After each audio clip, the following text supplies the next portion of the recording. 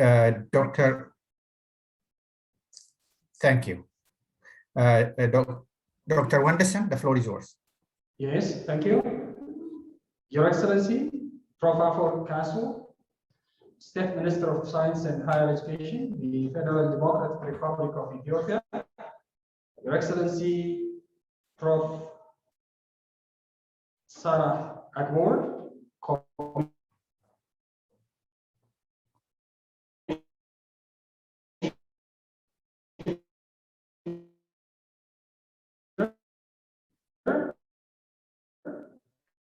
Education, Science, Technology, Excellencies, distinguished guests, ladies and gentlemen, all protocols observed. It gives me great pleasure to extend to you all a very warm welcome on this occasion of the 19th International Conference on Private Higher Education in Africa. Before I begin my talk, please allow me to thank His Excellency Prof. Afor Kasu, Minister for Science and Higher Education, for being able to join us virtually and grace the occasion despite his extremely busy schedule. My sincere appreciation similarly goes to Excellencies Professors Sarah Agbo and Olusela Oyewole, who have decided to participate in the event. We feel that our work over the last 19 years has added more knowledge and thoughtful deliberations about the private higher education sector in Africa. In doing so, it is significantly contributing to the growth of higher education in Ethiopia, in the region, and beyond.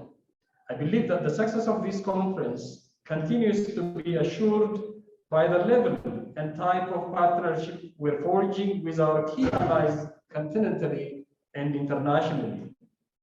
Further to the continued encouragement and support of the Ethiopian Ministry of Science and Higher Education, this year's partners, the African Union Commission, the Association of African Universities, the International Network for Higher Education in Africa, and the Program for Research on Private Higher Education have played a key role in the success of this virtual conference.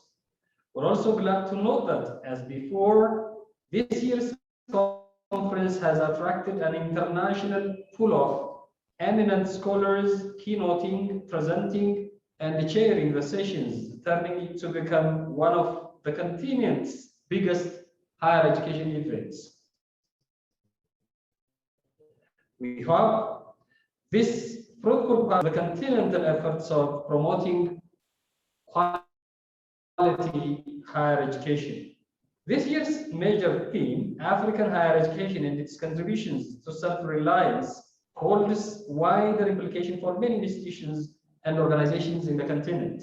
The thematic sessions that speak to this general theme have been identified as technology and its implications, internationalization of African higher education, benefits and its implications, and private higher education in Africa, response to development challenges. I think the discussions that will follow will provide fresh ideas, thoughtful exchange, and reasoned dialogue around these important issues. I'm sure the fruitful and rewarding exchanges that will transpire in the next few hours would have meaningful contribution and hold the key to greater and sustainable Africa, which we all want to see in the foreseeable future. In concluding, I would like to thank all who have joined us virtually and hope we will all have a very pleasant stay. I wish you every success in your deliberations. Thank you for your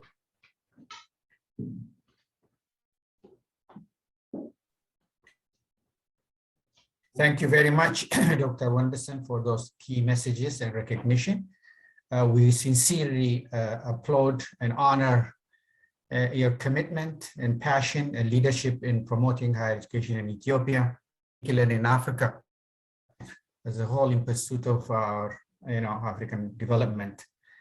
It is now my distinguished honor to invite His Excellency Professor Afor Kasu.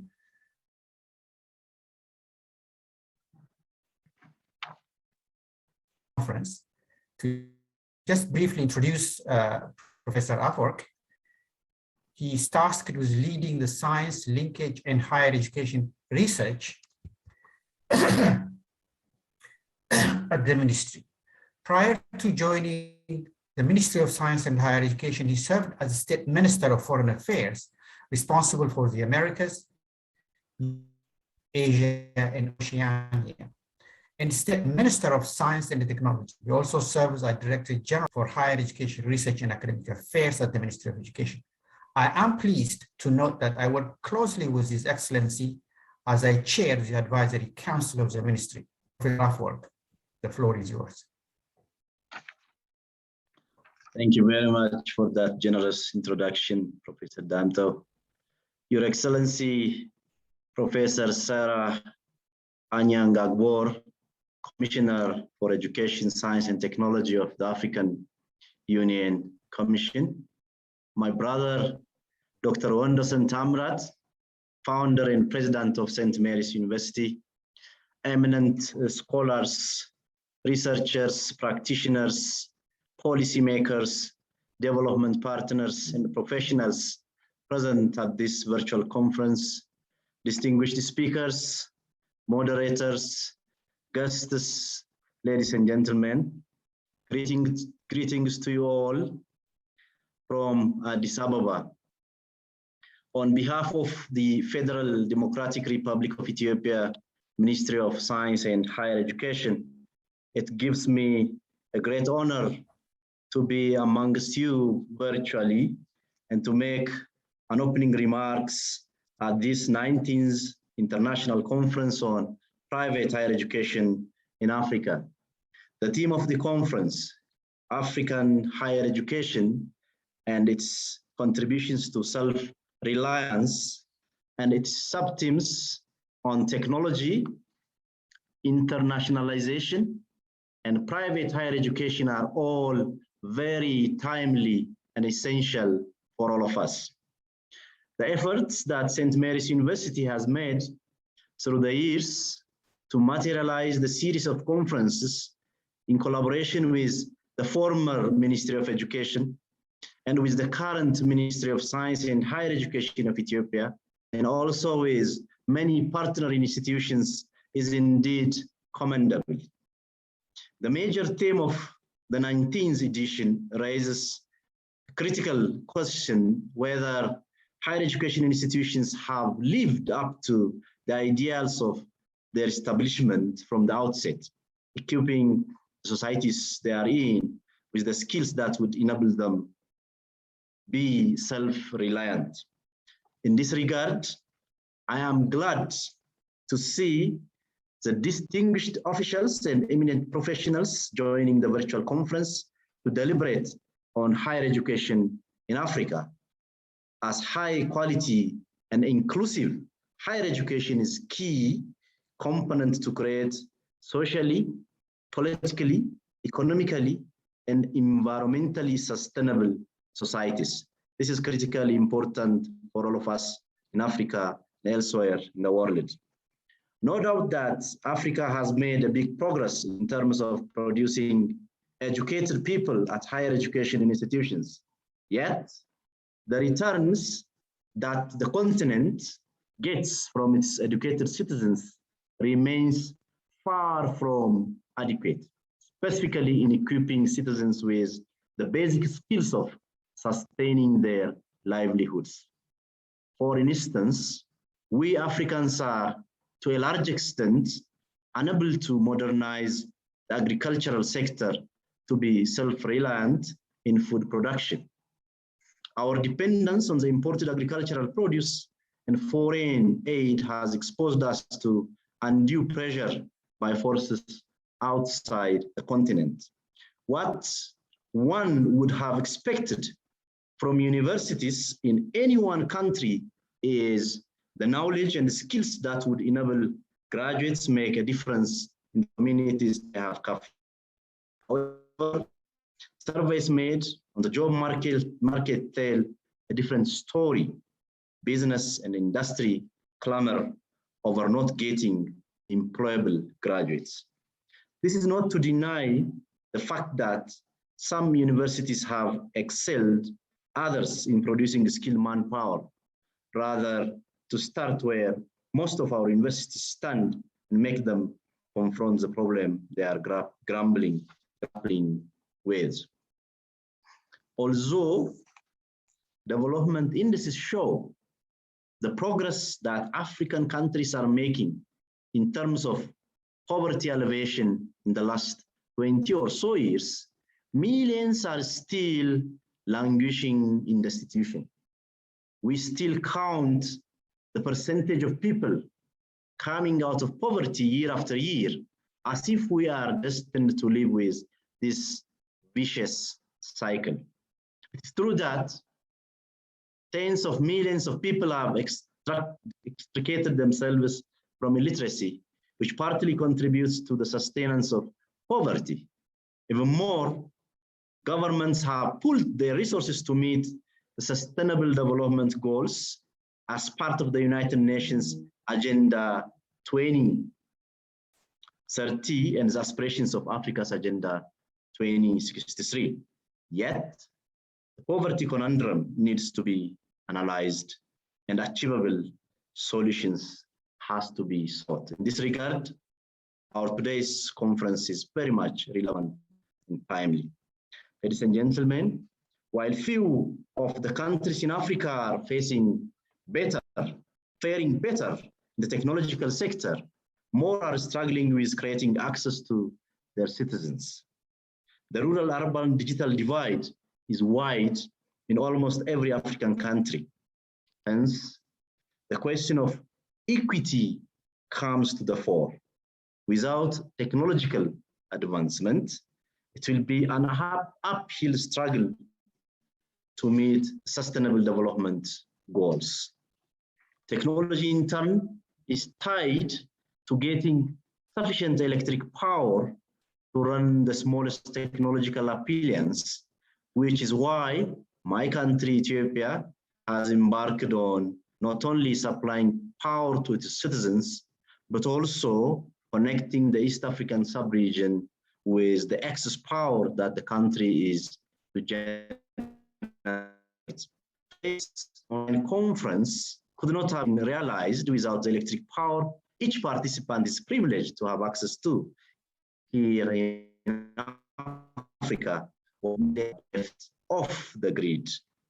In this regard, I would like to thank fellow African countries for joining Ethiopia in their support of the Great Ethiopian Renaissance Dam, which is the basic infrastructure for thinking of technological advancement.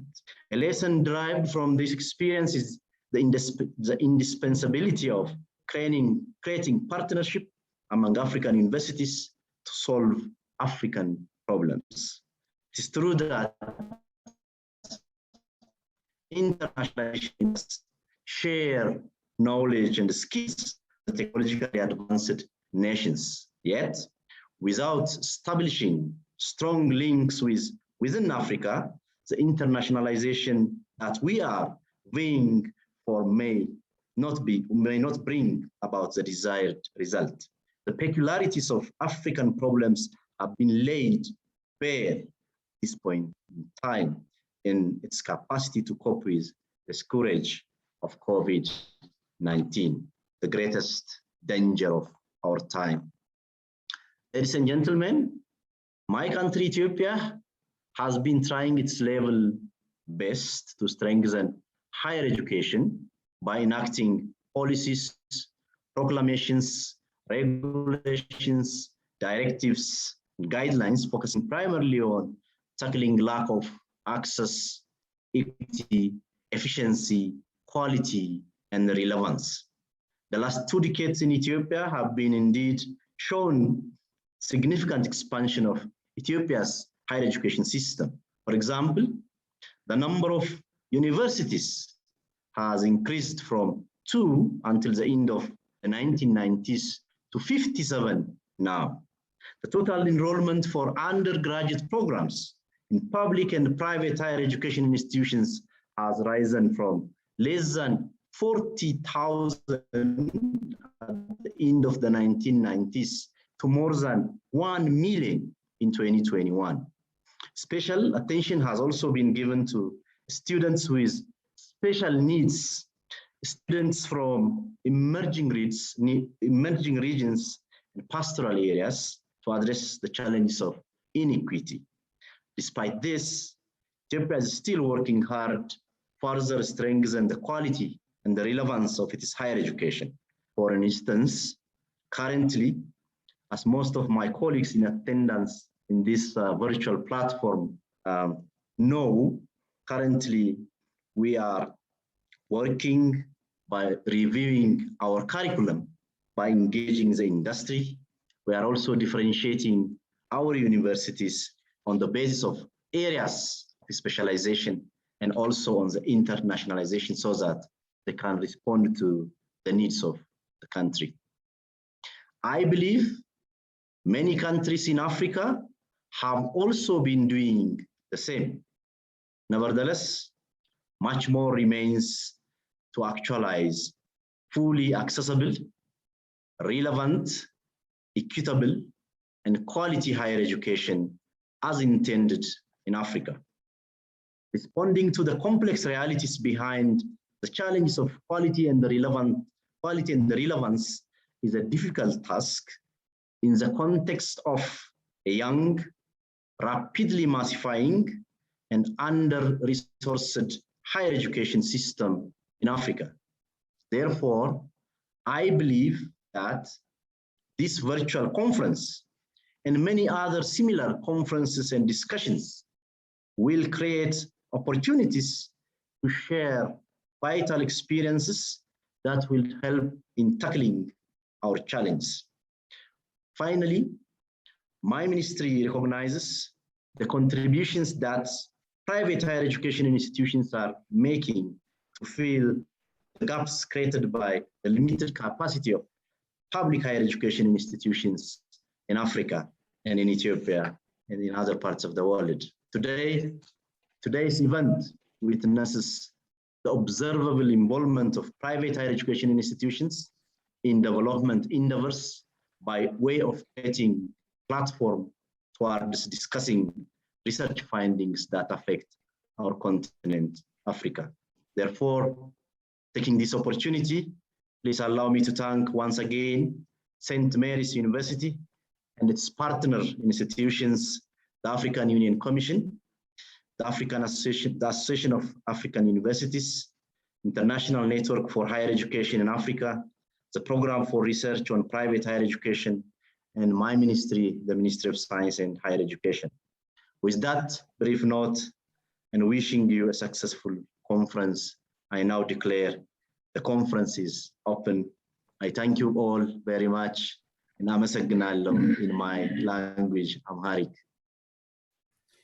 Thank you so much, Professor, for those key messages and articulating the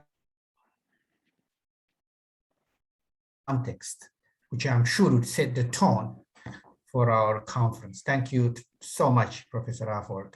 Before I go on and invite our Excellency, Professor Sarah, may I kindly ask everyone to turn their videos on so that we take a picture. May you all be kind to do that before I invite Her Excellency, Professor Sarah. Okay, right. Thank you all. Keep it running so that they can take as many shots as possible. Now it is my great honor and privilege to invite Her Excellency Professor Sarah Anyang Agbor, our Commissioner of the Department of Education, Science, Technology, and Innovation of the African Union Commission. Her Excellency Agbor is a professor of African and Commonwealth literature with over 20 years of experience in academia.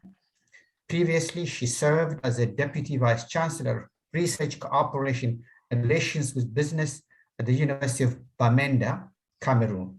Commissioner Professor Agbor has written a number of academic books and publications. I am delighted to note that I coordinate the African Higher Education Cluster of the Continental Education Strategy for Africa, CISA, with the Association of African Universities under the direction of her department, Your Excellency.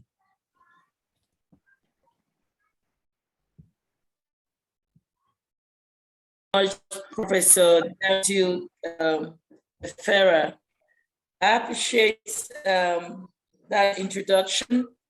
I'm a little bit, I will use my mic to reduce some of the noises around me. Okay.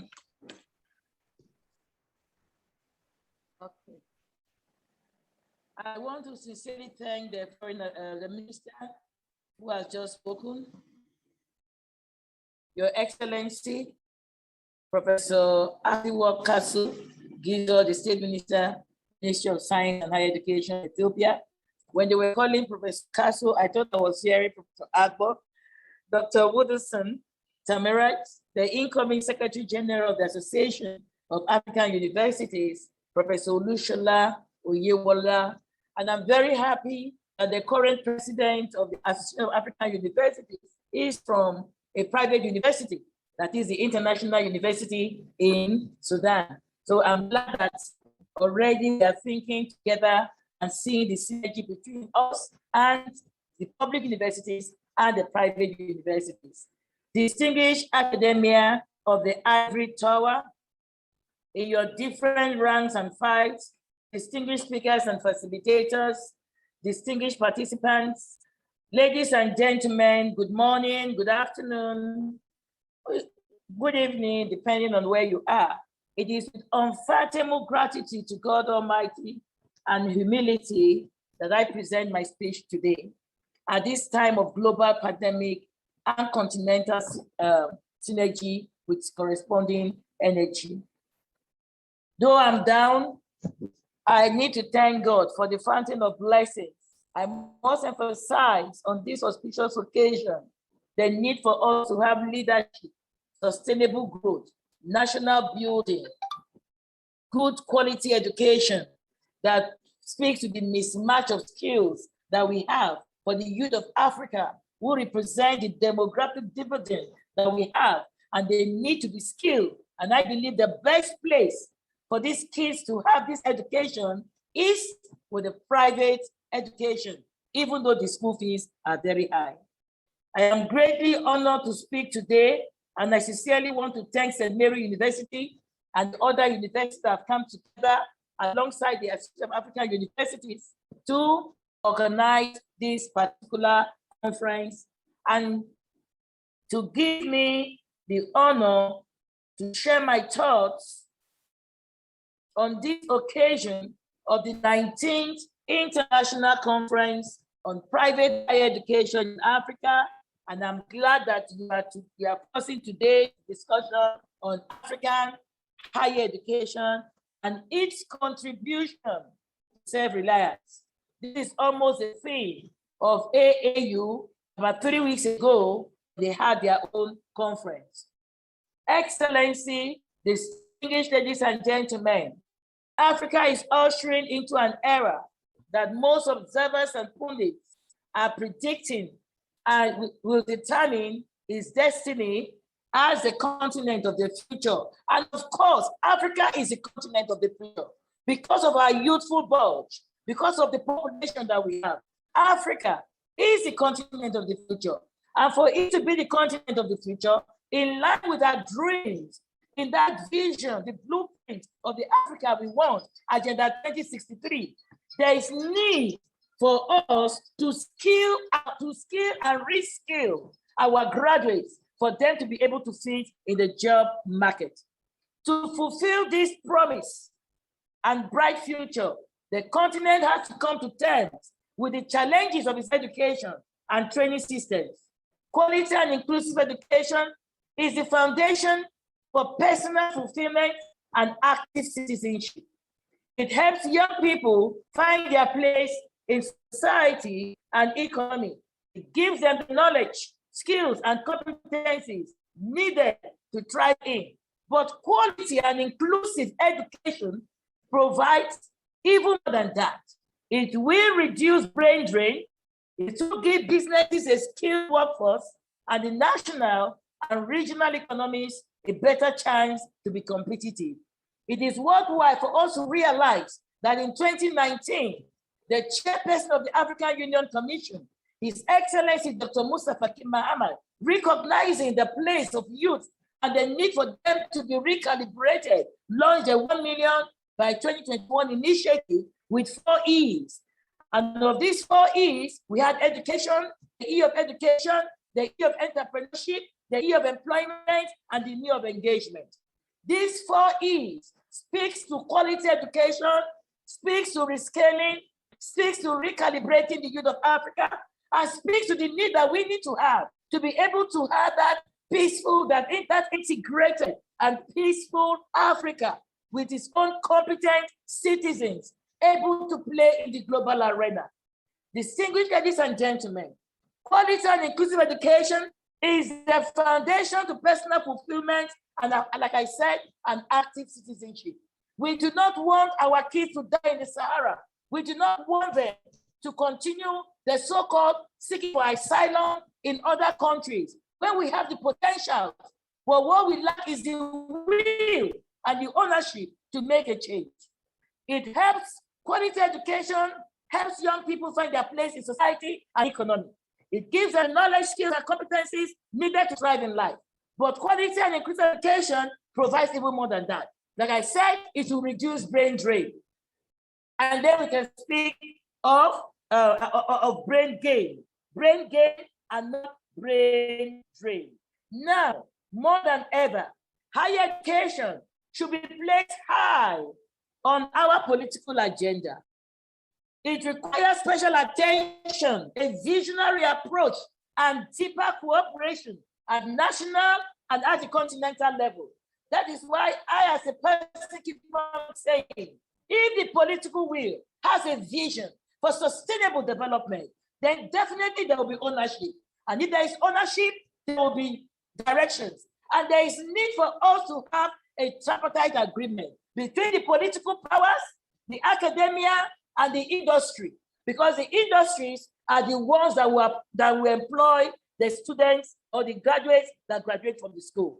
Distinguished ladies and gentlemen, in parallel, we have to build a robust synergy between education, research, and innovation. Can you beat what is happening now? We are all buying all our vaccine from abroad. We don't have Africans who can produce vaccines. We don't have them. It's because we lack the infrastructure. What causes us to have the infrastructure? There is no willpower, and that is why the willpower must be better. We need to create that synergy. A synergy is a must, and if we have to keep Africa strong and reliant, including in the face of global challenges, be it pandemic or green and digital transitions, cooperation is key to all this. Whether private, whether public university, we need to have what they call minimal requirements. That our kids, a review following the continental education strategy for Africa. And as you rightly mentioned, Professor Damchitafera, you lead the higher education spectrum.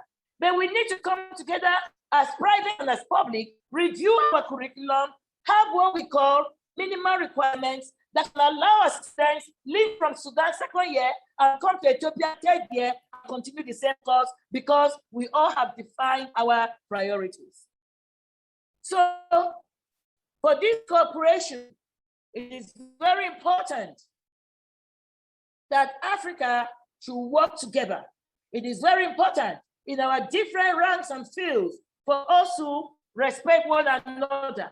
And that is why for us at the African Union, in partnership with the member states and stakeholders, we developed and adopted their continental education strategy for Africa with different thematic preoccupations.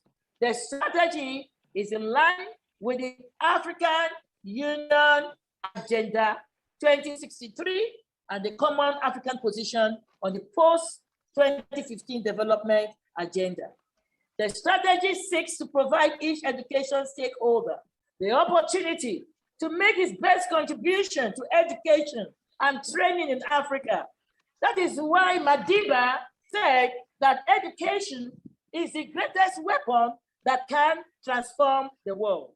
Implementation of the continental strategy is through a concerted, harmonious, and systematic effort to deploy all key stakeholders towards realizing the common vision. Colleagues, research, skills revolution, and innovation in higher education are areas with great potential that bring real added value to citizens. The economy and society.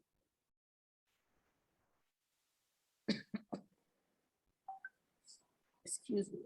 At the African Union Commission, together with development partners, we are working to further develop human capital, create sustainable innovation ecosystems, and set continental agenda that fosters the building of a strong knowledge-based economy. That academy is very important. The Pan-African High-Level Conference on Education, commonly called PACE, held in Kenya, I think in 2019, held in Nairobi in 2018, recognized that Africa's transformation requires increased efforts to move towards a knowledge-based society through progress in higher education with a particular focus on relevance and equitable access, strengthening research, teaching, and learning in science, technology, engineering, and mathematics. Higher education as a vector for the development of our societies plays a key role in achieving the 2030 Agenda for Sustainable Development underpinned in the SDGs, as well as the African Union Agenda 2063, the Africa we want. Specifically, the Agenda 2063 affirms that Africa's human capital can only be achieved through a sustainable education system. It insists that the Africa's human capital will be fully developed as its most precious resource through sustained investment in higher education, science, technology, research, and innovation. This is why this 19th conference becomes very important and relevant. Access to postgraduate education will be expanded and strengthened to ensure world-class infrastructure for learning and research and support scientific reforms that underpin the transformation of the continent. The place of private higher education in capacity building, skilling and reskilling cannot be overemphasized. The minister spoke on this. But how do we move? African higher education is still facing several challenges, such as low quality, poor governance, limited access, gender inequality, bad and unsustainable management practices, dearth of professionalization, inadequate globalization, and disconnection with national research systems, amongst others. But more importantly, the failure to take into account the challenge of creating an African space for higher education and research as a development engine. In line with the vision of the African Union Agenda 2063, the Africa we want, of a more integrated continent. This in itself poses a great danger to the quest for African higher education contribution to self-reliance. And speaking of this self-reliance, the minister did say that it is high time that African higher education become autonomous and self-sponsored to be able to generate income.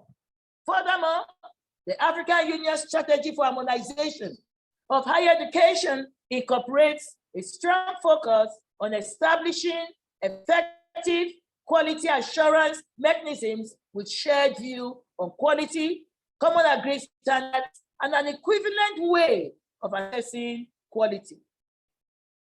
Your Excellency,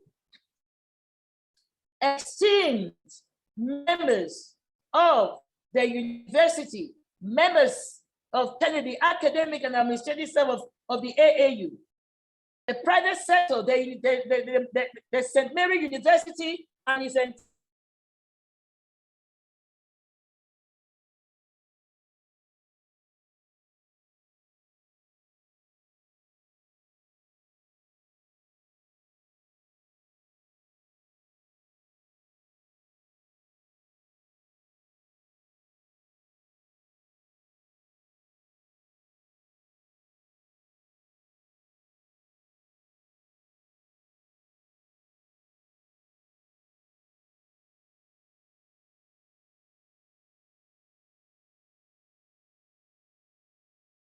I hope.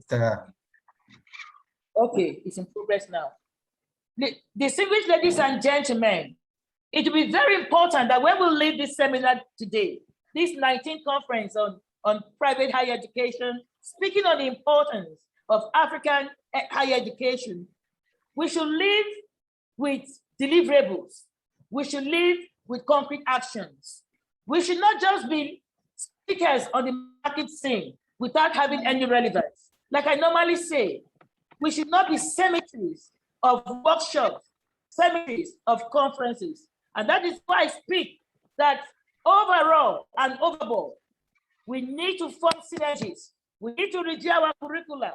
We need to address this mismatch of skills, bridge the digital divide, as well as invest in the economy. Our higher education should also profit from our minimal handout that we gave in 2019 during the meeting of the ministers of education at the STCEST, I think the Specialized Committee on Education, Science and Technology, where we brought in the connecting the dots, the DOTSS, where the D stands for Digital Training Professional. The teacher classroom is not the same thing as having a virtual classroom. So we need to train them so that our education can have quality and the students can understand it. And then the ends of the dot, we need skills, and skills. We do not need certificates without jobs. We need certificates that lead to job. And that is why the chairpersons want to by 20 and engagement becomes important. Right now, what we're doing a solution for African challenges can actually be done. It is my hope that this event will help create networks that will continue the exchanges that we put here. Sincere gratitude to St. Mary and the coordinators. Sincere gratitude. Thank you very much. Over to you. I just said sincere gratitude. Thank you very much. Thank you very much, Your Excellency, for very important words and more so your passionate remarks as always, Prof. We appreciate that. I have no intention, nor do I have the audacity to summarize those very rich deliberations. Yes, Your Excellency, Africa is a continent of the future. Your Excellency, yes, African countries have a political vision and will and resolve.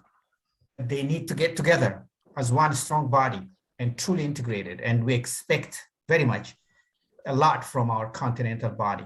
We're particularly grateful to you that you actually be able to join us and grace this event while you are under the weather. We thank you so much, Your Excellency. Yet again, it's now my great and it's my great sincere honor, Professor Olusha Ole, the incoming Secretary General of African Universities, effective next month. Professor Oyewole is a professor of food science and technology and was a vice chancellor of the Federal University of Agriculture, Abeokuta, Nigeria. He served as the president of the Association of African Universities and currently its board member. He's also worked at the African Union Commission as a senior expert. And I'm also pleased to indicate that Professor Oyewole and I work rather very closely in the CISA African Higher Education book series, which he coordinates the research and graduate education subcluster and leads the research team. Professor Oyewole. Thank you very much. Madam Commissioner, distinguished guests, ladies and gentlemen, please permit me to rest on the already laid existing protocols.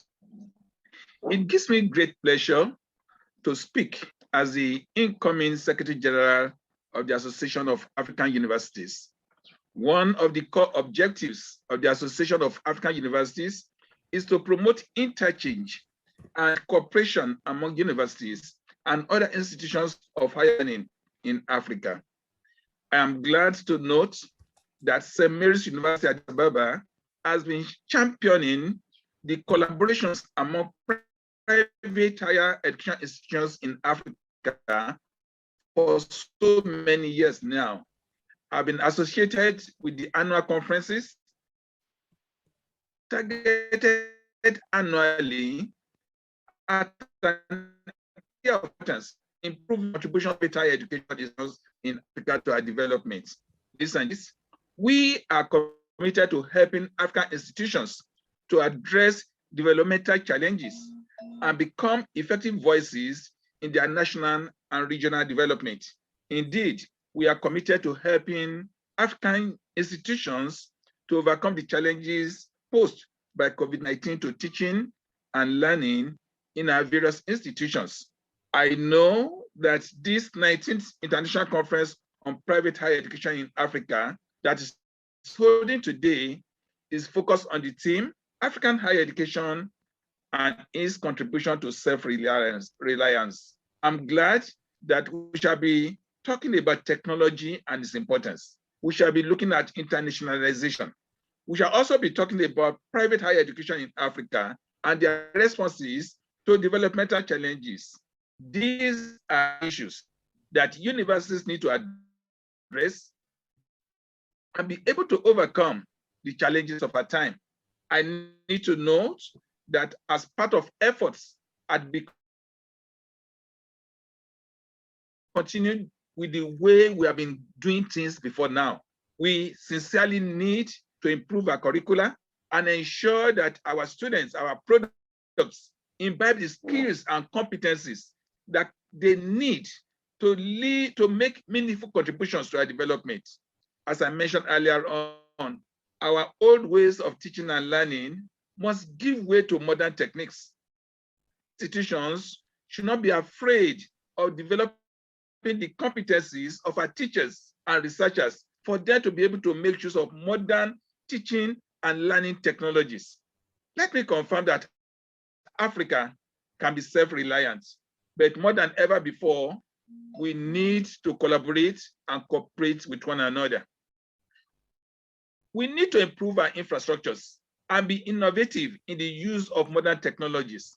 In our various institutions, focus should be on quality as ever before. This COVID-19 problem has exposed the unpreparedness of many universities in Africa to be able to take advantage of technological advances. It is time that we wake up to connect ourselves to technological advances for the improvement of the quality of teaching, learning, administration, and more importantly, community engagement. It is time that our higher education institutions focus on areas where they can contribute to African development. Permit me at this time to congratulate St. Mary's University, who is the African Union Commission, the International Network for Higher Education in Africa, the Ministry of Science and Higher Education of Ethiopia, and the Program for Research and Private Higher Education. Let me assure you of the commitment of the Association of African Universities to further cooperation with this annual international conference on private higher education. I want to personally congratulate the president of St. Mary's University and my friend Damtiu for your total commitment to this particular annual conference. I want to assure you that as I come into AU, we need to work together more. And I can tell you that you and us, we shall move higher education further in Africa. Thank you for listening. Thank you so much, Professor Oyewole, for those key messages and warm words as you are anticipating to assume the leadership position. Most certainly, we look forward to working with you. As I said, I'm not going to summarize this lots of very important messages, but I simply would like to emphasize on the key messages you are trying to articulate here, which actually echoes our Commissioner Agbor on cooperation and collaboration. I'll leave it as that. And once again, thank you so much. Looking forward to working with you. Once again, thank you all excellencies very much for your key messages, directions, and also your continued support in the present and also the past endeavors. We sincerely appreciate and tremendously value it. Thank you all. Now, yet again, it gives me a great pleasure to continue to facilitate the session of the conference. And thank you all very much for your. I also take pride in representing my university, the University of KwaZulu-Natal, and particularly the International Network for Higher Education in Africa, who hosted here at my university. We cherish the continued partnership with St. Mary's University, along others, in organizing this annual event for the last many years. The conference particularly takes place at a critical time as Ethiopia is aggressively striving to be self-reliant in all aspects of human needs. Self-reliance in feeding itself, self-reliance to extricating itself from the cycle of poverty, which now stands stop on the Ethiopian government and its people. To be sure, this plan and sentiment are not unique to Ethiopia, but echoed around the African continent. Some decades ago, Africa had to contend with global think tanks and development bankers for establishing higher education institutions because it was wrongly declared that its rate of return was lower than the rest of the education subsectors. A couple of years ago, the same institution which shunned support to higher education in Africa declared it as a very good investment with the highest rate of return. We have come a long way in Africa, which is striving to massify its higher education sector. Now, Africa currently boasts some 20 million higher education students, with some 20% of them studying in the private sector. This firmly positions the private sector as vital to the development imperatives of the continent, to echo the sentiment of the conference, that is the continent's self-reliance. To navigate the complex maze of these dynamics, we have invited as our keynote speaker, Professor Dan Levy of the State University of New York, Albany, who is one of the leading, if not probably the leading authority in private higher education in the world. It is my singular pleasure to introduce Dan, a distinguished professor, which is actually the State University in New York's highest academic rank, who directs the internationally renowned program for research on private higher education, otherwise known as PROFE, and has authored 10 books, edited 6, and published I don't know how many scholarly articles on higher education, Latin America, and so forth. He has lectured in all the continents, except probably Antarctica, I don't know, and been grantee and consultant with international foundations. Dan currently works on a book entitled A World of Private Higher Education. Professor Levy will be delivering his keynote under the interesting and exciting heading, Private Higher Education in the Developing World, False Challenges. Dan, the floor is yours.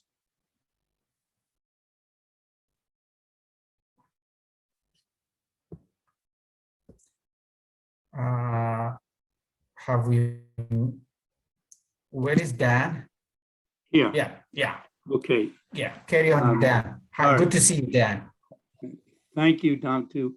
And I'm very honored to be one of the first of the non-excellencies to be speaking at the conference. I speak as a professor and just a student of the subject matter that has been introduced here, and I'm very privileged to be asked to fill that role as a keynote speaker. As Damtu has alluded, the title is a bit provocative. I had been asked to speak about the realities and challenges of private higher education in the developing world, and we tweaked that to speak about the realities and false challenges that private higher education institutions may sometimes confront in the developing world. There are plenty of real challenges and enough burden and challenge for private institutions if we don't add to them challenges which may not be suited for them and may not be able to be fulfilled. In that respect, with that theme, my talk may differ from some of those that are to come later and perhaps are grander in the visions that they have for private higher education.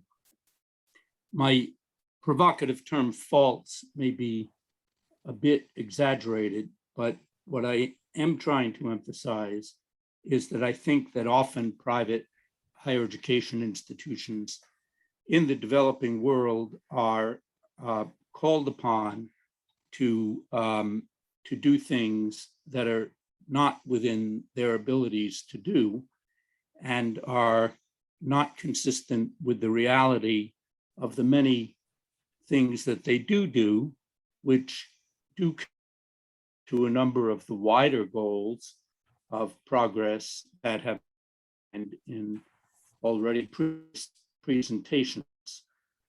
But by meeting their own goals, individual institutions may be contributing greatly while not making themselves necessarily part of an integrated national plan that has somewhat differing views of what private institutions should do.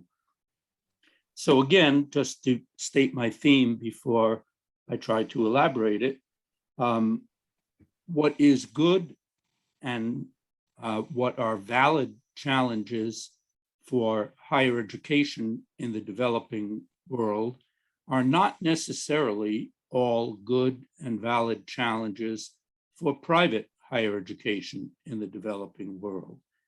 And what are good and valid challenges for private higher education in the developing world are not necessarily good and valid challenges for each and every private higher education institution, even each and every good and contributing private higher education institution.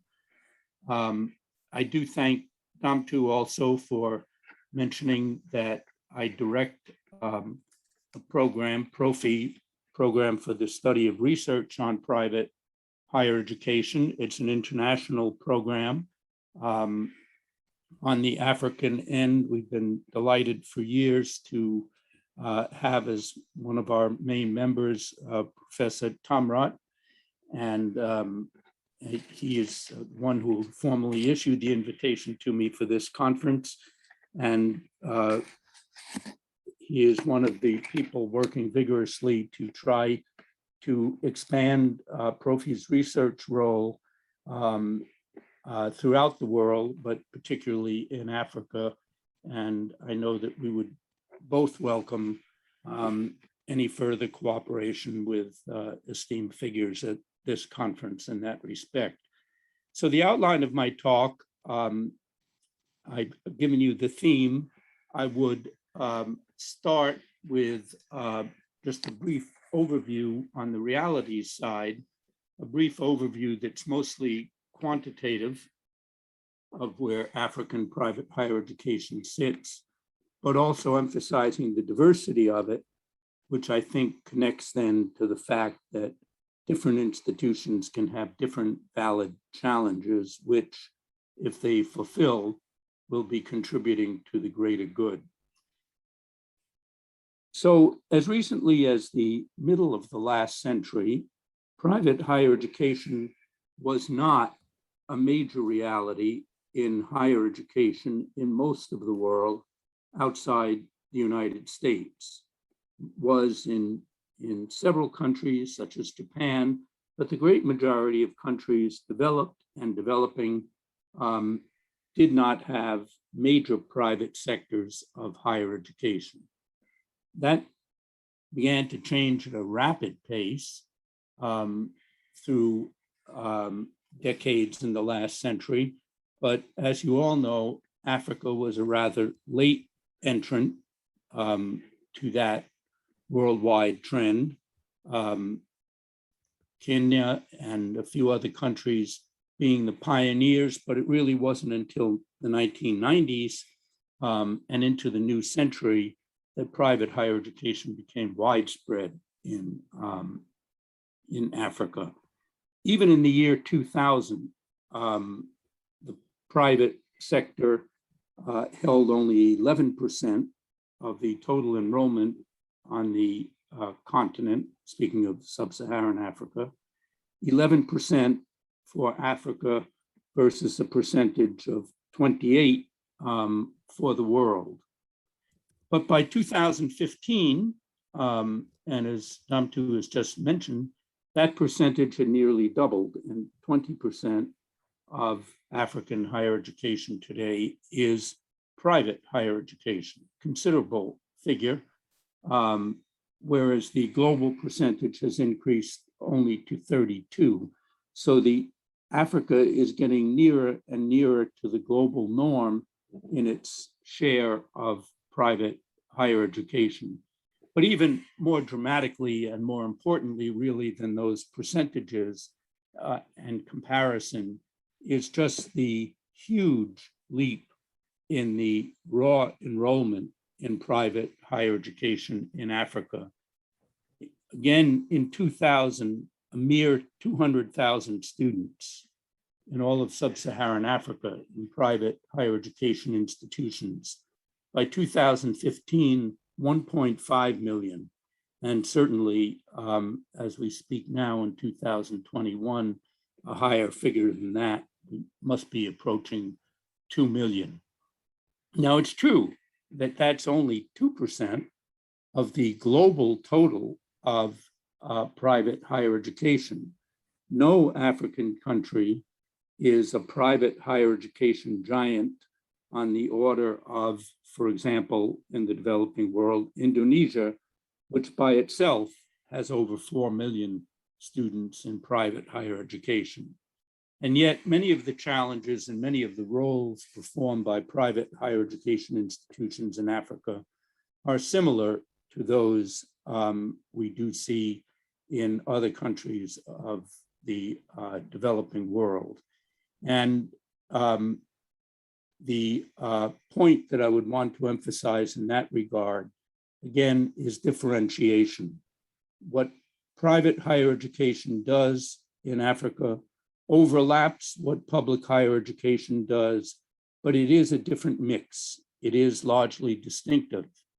And what private higher education overall does in Africa and in different countries of Africa is not the same from one private institution to another, nor, I think, should it be.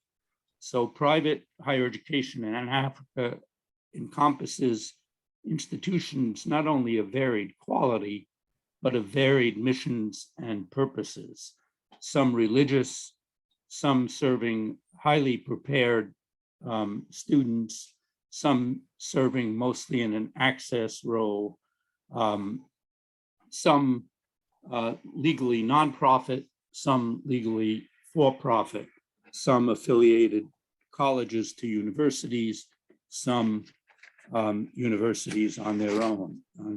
Here, just reciting facts that all of you are more familiar with than I am firsthand and living in those institutions. With that background on numbers and variety of types, I would want to identify two challenges that I think are at least largely false.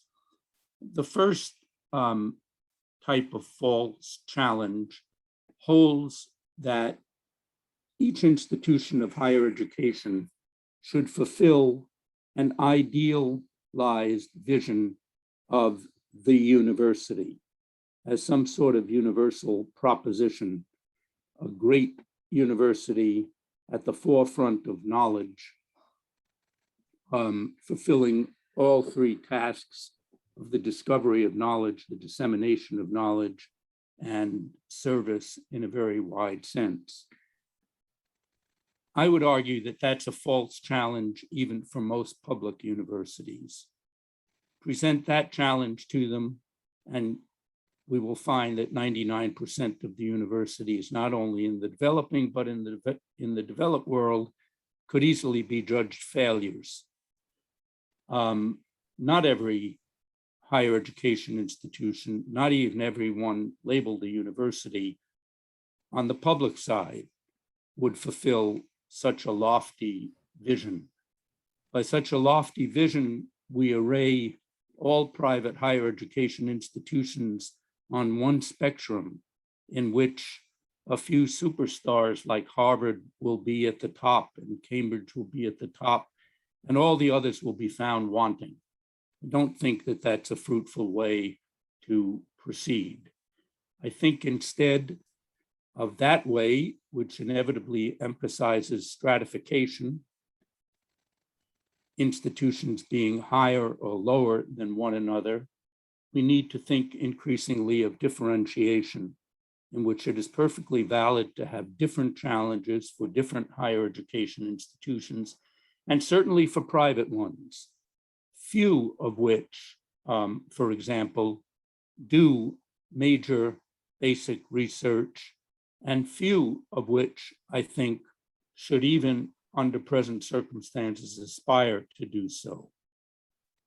Not all institutions, public or especially private, should aspire to fulfill the full range of equity and policy and technology goals that we may have for higher education as an overall industry.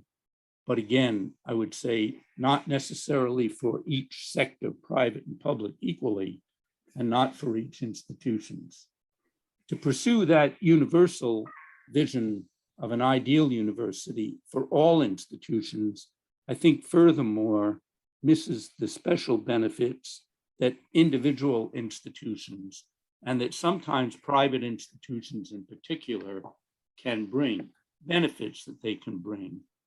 We can emphasize rather than challenges which they cannot meet. Insisting on challenges which cannot be realistically met, I think, is a recipe for seeing higher education institutions largely as failures, disappointments, and even then targets for castigation for being failures. So if that's the first false challenge, to demand of all higher education institutions that they fulfill or come as close as possible to being the ideal complete university, the second false challenge, drawing us closer to home to the subject matter of the conference, is that even if one accepts that private higher education might have a different set of challenges from what public higher education has in different countries, the challenges that we can pose for private higher education as a sector need not and should not be the challenges of every single private higher education institution. Private higher education institutions are, by their nature, by their natural manner of formation, constitution, finance, and governance, I think different from one another and apt to make their greatest contributions when left some considerable autonomy of choice as to selecting their own challenges as they can fulfill them best. This, in particular, is a theme of a paper that Professor Tom Rutt and I recently jointly wrote on centering on East Africa, but basically as a message for all of sub-Saharan Africa. And if we could be so immodest, really all of the developing world and all of the developed world too, in which we challenge what we take to be the dominant vision that UNESCO has, a vision in which private higher education is basically assigned tasks according to an integrated national plan. So I could proceed by with a bit of perhaps overemphasis, but by reciting several dualities that characterize the paper and that I think fit the theme of this talk. Contrary notions about the challenges for individual private institutions. In the UNESCO vision, the challenges for each university, for each higher education institution, I should say, are set according to a central national plan, a roadmap, as they often put it metaphorically, which assigns to each part of the system a particular role.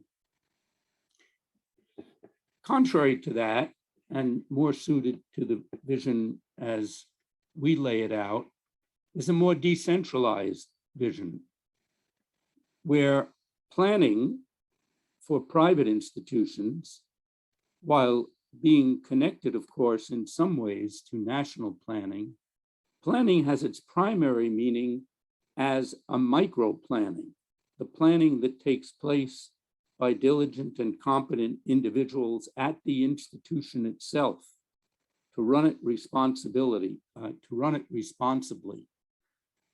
not contrary to a national plan, but not with the national plan assigning it and telling it the details of what it should do. Our view then is one of more of a selection of missions and challenges. Rather than have them assigned, it's more by private choice as to the challenges. Now, when private institutions select their own challenges, they are, it seems to us, by the very nature of the fact of their own selection, they are bound to fulfill them, or they are indeed true failures. Say what you're going to do, tell that to the ministry, tell that to potential students, tell that to professors, tell that to employers, lay out what your challenges are and be measured according to your fulfillment of those challenges that you yourself, planning at your private institutions, have declared valid and achievable, rather than being judged by challenges that have been imposed upon you and which you have never necessarily declared that you are fit to fulfill. So in this view, then, the accountability of the institution, and we're all agreed that we need more accountability, but I think the rhetoric of accountability is often misleading in that it assumes a primary and overriding accountability to a national plan, to a national ministry. This is, I believe, the UNESCO view that each nation ought to agree through whatever process, including democratic participatory process, on one plan. And once that plan is achieved, that's the roadmap, and everyone should drive according to the speed rules and left turns and right turns of the national plan. In a more pluralistic vision, institutions have their own roadmaps.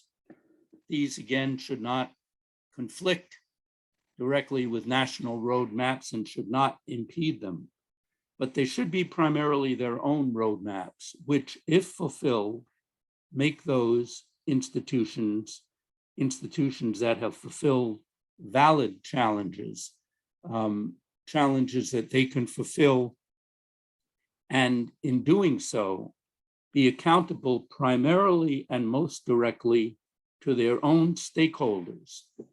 Within the private sector, this means groups in society, be they religious or secular, for-profit or nonprofit, groups and stakeholders that associate with individual private institutions because they choose to, as a voluntary mechanism, based on their own judgment about the challenges that the individual institutions have staked out and laid out clearly.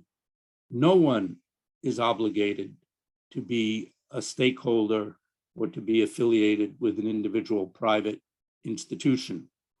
But when Dan, they if I join have up, to, excuse me, Dan, would you be kind to, yeah, exactly. Yeah. Thank you, Dan. and I am at that point, thank you. So the conclusion is that by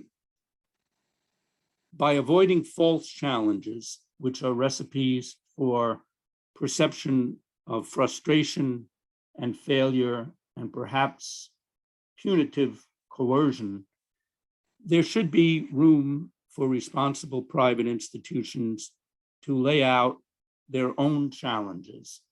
Where these challenges and choices are absolutely unacceptable within the framework of a national plan, regulation can so declare them to be that.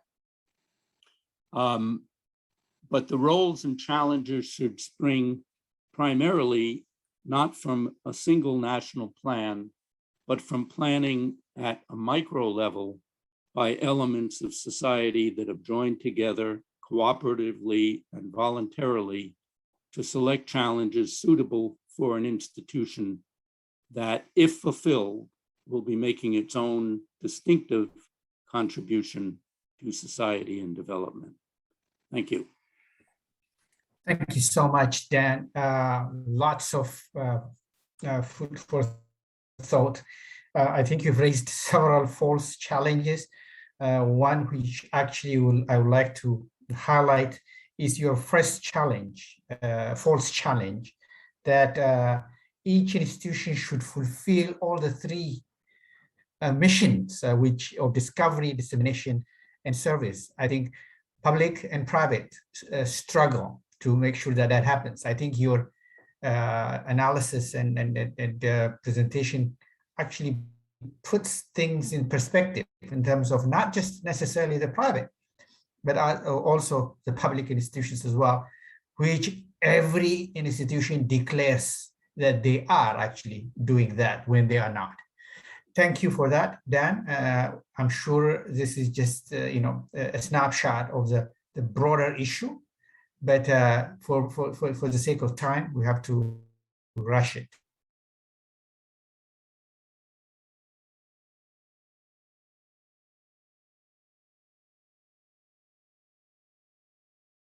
To the next one.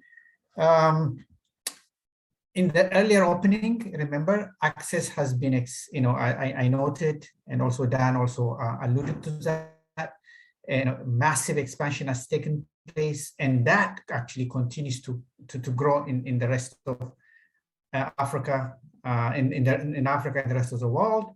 but probably without an exception, issues of equity and more so quality continue to remain our challenge. I mean, a nagging problem for the continent and beyond.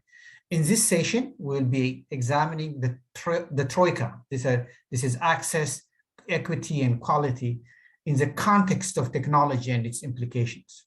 Thanks to the COVID pandemic, as you know very well, technology seems to carry the day in advancing our daily lives and our profession. So we are witnessing technology deployed in a multitude of ways for teaching, learning, research, business, and more. In the next session, under a heading, Technology and its Implications, Access, Equity, and Quality, we have two very distinguished experts, one from the United States and the other one from South Africa, to be specific, my own institution. The first speaker is Professor Solomon Nagash. He's a professor at the Department of Information Systems at Kenso State University in the US. He's a founding member and editor-in-chief of the African Journal of Information Systems. He authored 2 books and over 80 academic and scholarly publications. As an entrepreneur and humanitarian, he already delivered over 450,000 books and 5,000 computers to Ethiopian schools and libraries. Professor Solomon holds multiple masters, I'm not going to even mention them, information systems, and so forth, business admin, etc. He serves as a chair of the working group of the Moshe Advisory Council, which I happen to be chairing. Professor Solomon will be speaking on educational technology, the significance of digital credentials. Professor Solomon, the floor is yours. Thank you. Thank you, Professor Damto. I appreciate that. Do you want me to project anything or just speak? How would you like to? If you wish. Let me see if I could project something. Maybe that may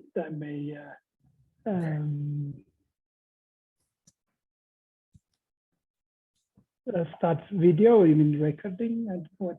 Okay. Can you see what I have? Yep. Yep, you can see it. All right. Thank you. So the only thing I have to mention here, I am warned from the powers that be that I have to be strict this time. So you don't mind if I start with you. So you have 10 minutes. Agreed. No problem. I'll adhere to that.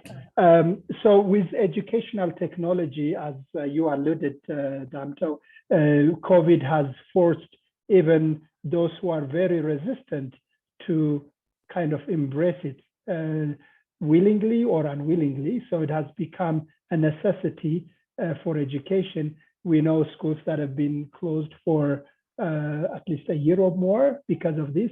And we do need to do technology one way or another, whether we like it or not, it seems like. The part I wanted to focus on is a technology that we know mostly as blockchain technology.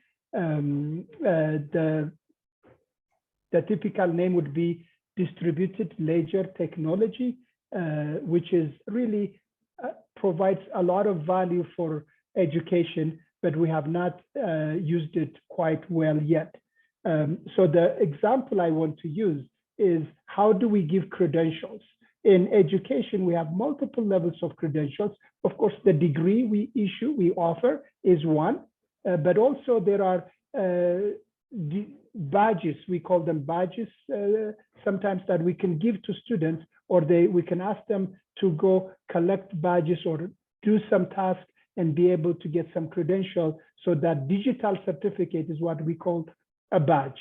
So how can this technology help? You've probably heard about some of the complaints or concerns institutions and organizations have, people faking their degrees. Can we control the certificate that would be issued? So this has more implication beyond being able to identify a credential. So I wanted to talk about an example of that, how a digital certificate can be managed, and the value it provides for education overall is significantly larger. A couple of the things that we like this distributed ledger technology. Some of you may know it as the dark side of the technology. If you heard about Bitcoin, Bitcoin is the first one that started it. Cryptocurrency. Professor Solomon, if I may, we don't see your slides moving; they are stuck. Yes, let me move that. You may wish. Yep. So, now we can see it. Okay. So the cryptocurrency is maybe the bad name that you may have heard about the blockchain technology, but the way it works is it is immutable. One of the characteristics we find is immutable. Immutable means you write something, you cannot erase it. So imagine what we can do with technology and that. You write something, you cannot erase it. You can change it by amending it, but that amendment, everybody in the group has to agree to that change. Otherwise, you cannot. Today, we use centralized databases. Those centralized databases, we are at the mercy of the database administrator. The database administrator has full control. They can change anything they want. So this technology is immutable. It cannot be changed. Another characteristics of this technology is what we call provenance. Provenance basically means knowing where it came from, the source. We talk about in databases and technology, single source of truth.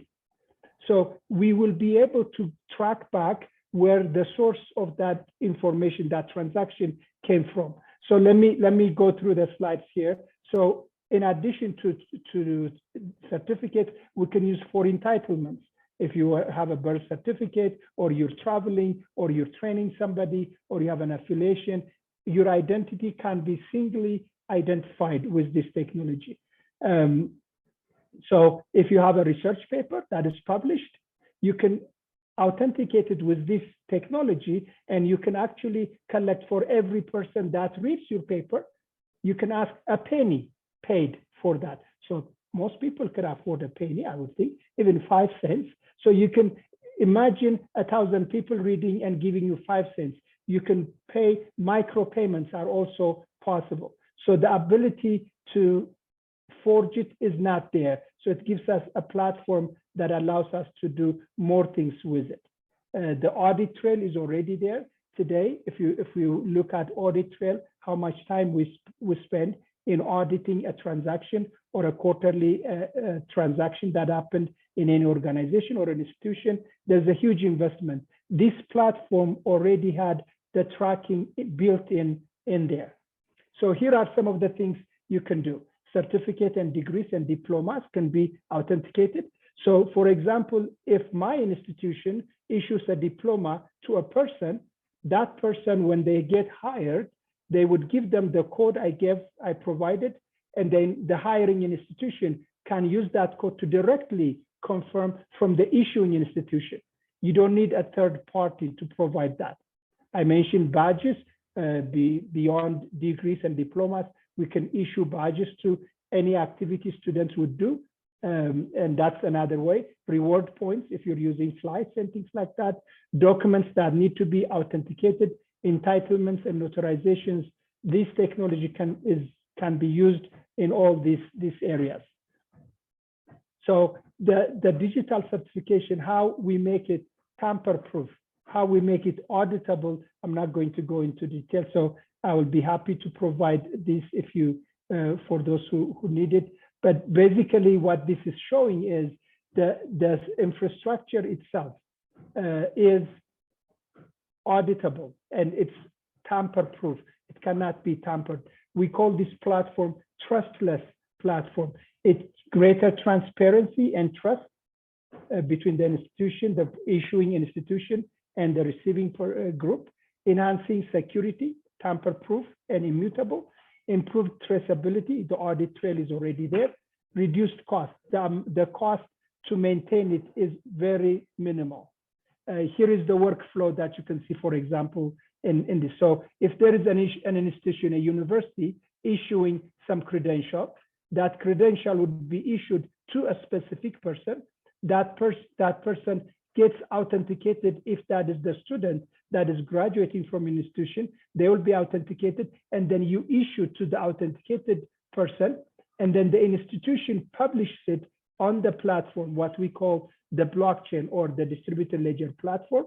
And then any institution can use that ID and be able to verify the recipients actually got the diploma.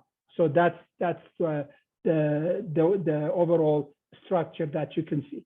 So what benefits does it provide for the university? The university issuing, it improves their branding and engagement, authenticity, audit trail, and data analysis, tamper-proof for all documents that they issue. Credentials on different platforms, public or private, can be integrated with what the university has as other systems. And they can, if there is a large number of students to issue, that could also be provided. You got 2 minutes, Professor Solomon. Yes, sir. Yes, sir. The app is something you can download. I'll be happy to follow up and talk to you about that. The technical architecture looks something like this. And people that have used this technology have shown that they are interested and they don't find a lot of problem in using a technology like this. So what I given the 10 minutes, is very difficult to propose, but what I want to leave you with is distributed ledger technology, typically known as blockchain, is something as educational institutions that we should consider seriously. There is a lot of buzz, there's a lot of things that they may detract you from the real reason, but I present to you to take a look at this technology. The potential is significant. Thank you. Thank you very much, Professor Solomon. I know 10 minutes is never enough, but we just have to deal with the time we have. Key messages here.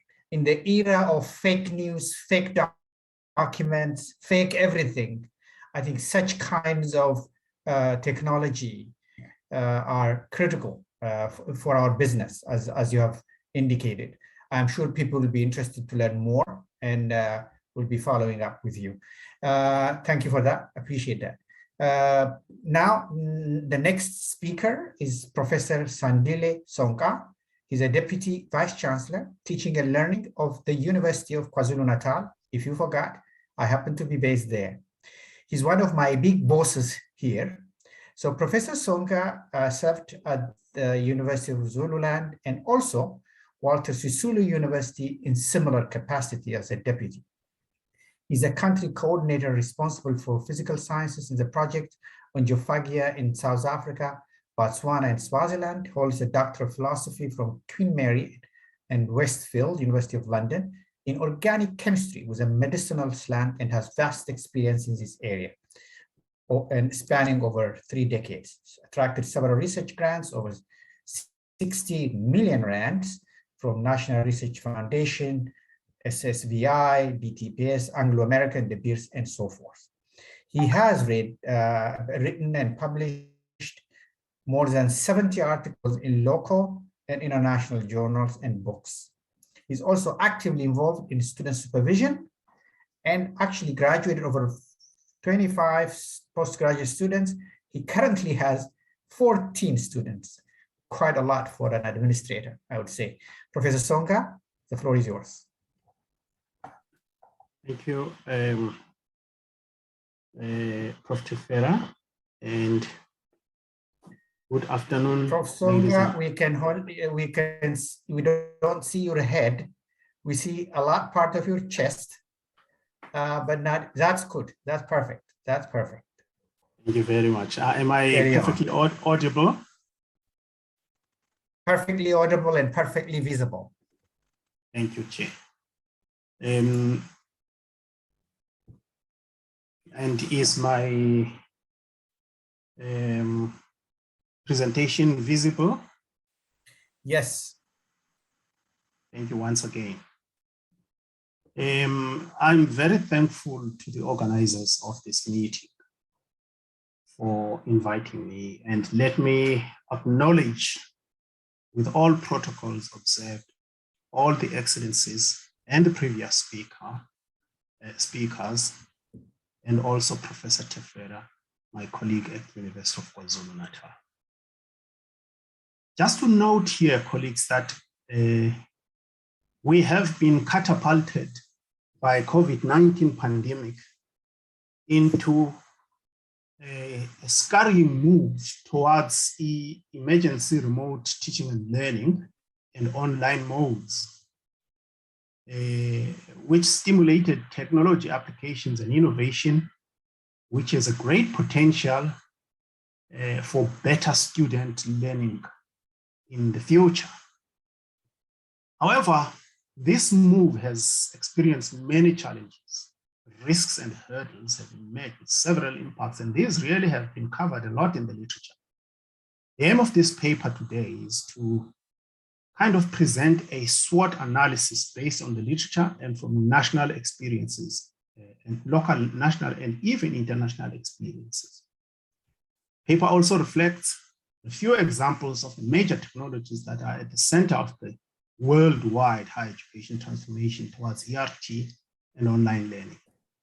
Concludes by making some recommendations based on the current trends, focus, and return on investment. Let me start with the case study of Leonardo Rolla, a mathematician at the National Scientific and Technical Research Council in Buenos Aires, which was published in Nature recently.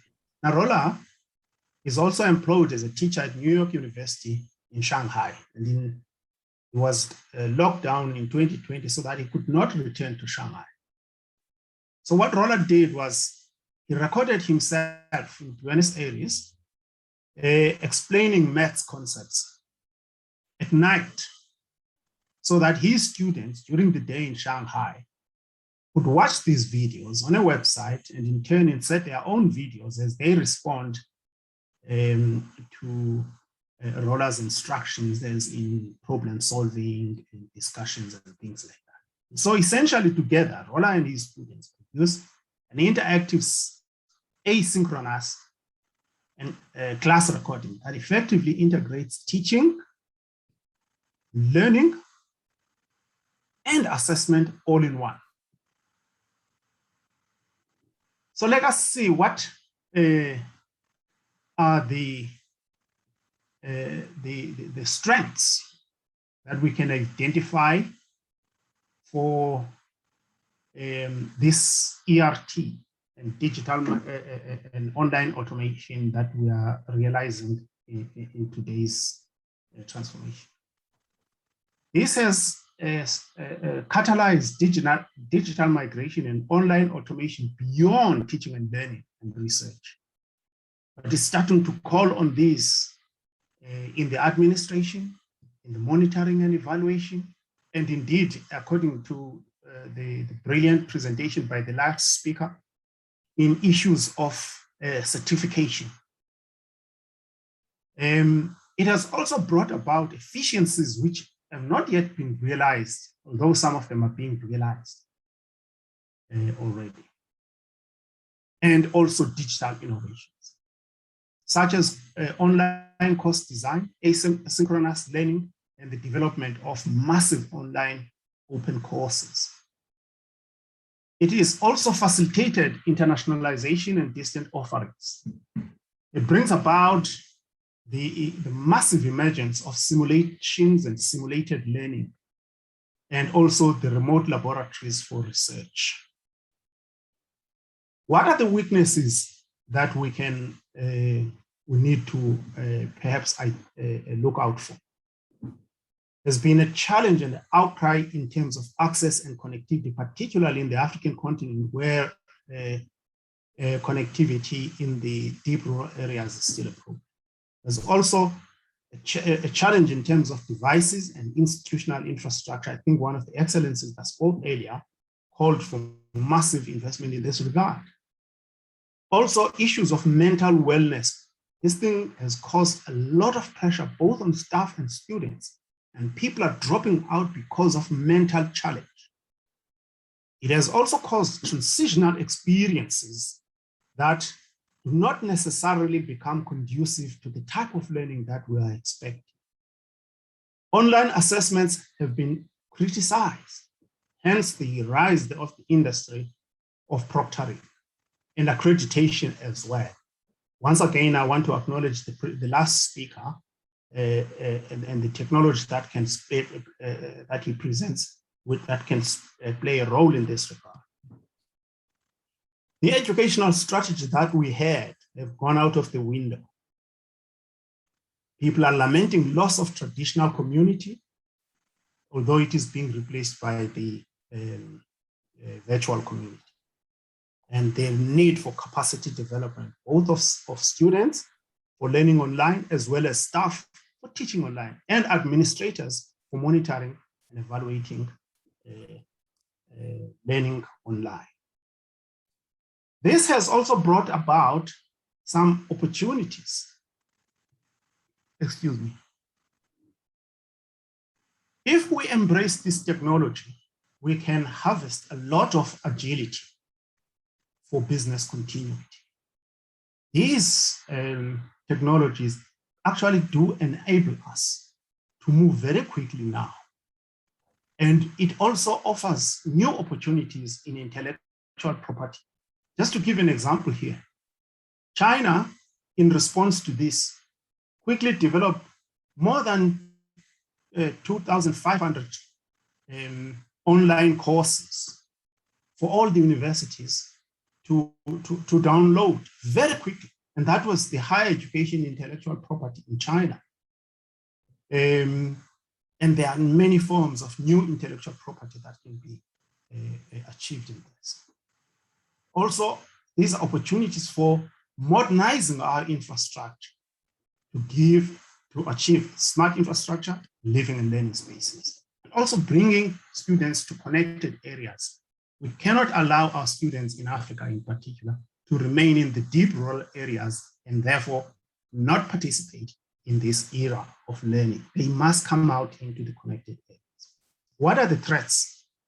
The slow transformation of the institution of higher learning. Now, academics know that university is the most difficult corporate organization to transform. Due largely to resistance to change. And also there's a threat that once these efficiencies are achieved, some poorly advised administrators and governors might use this to excise jobs. And also there are new financial investments that are required in this regard.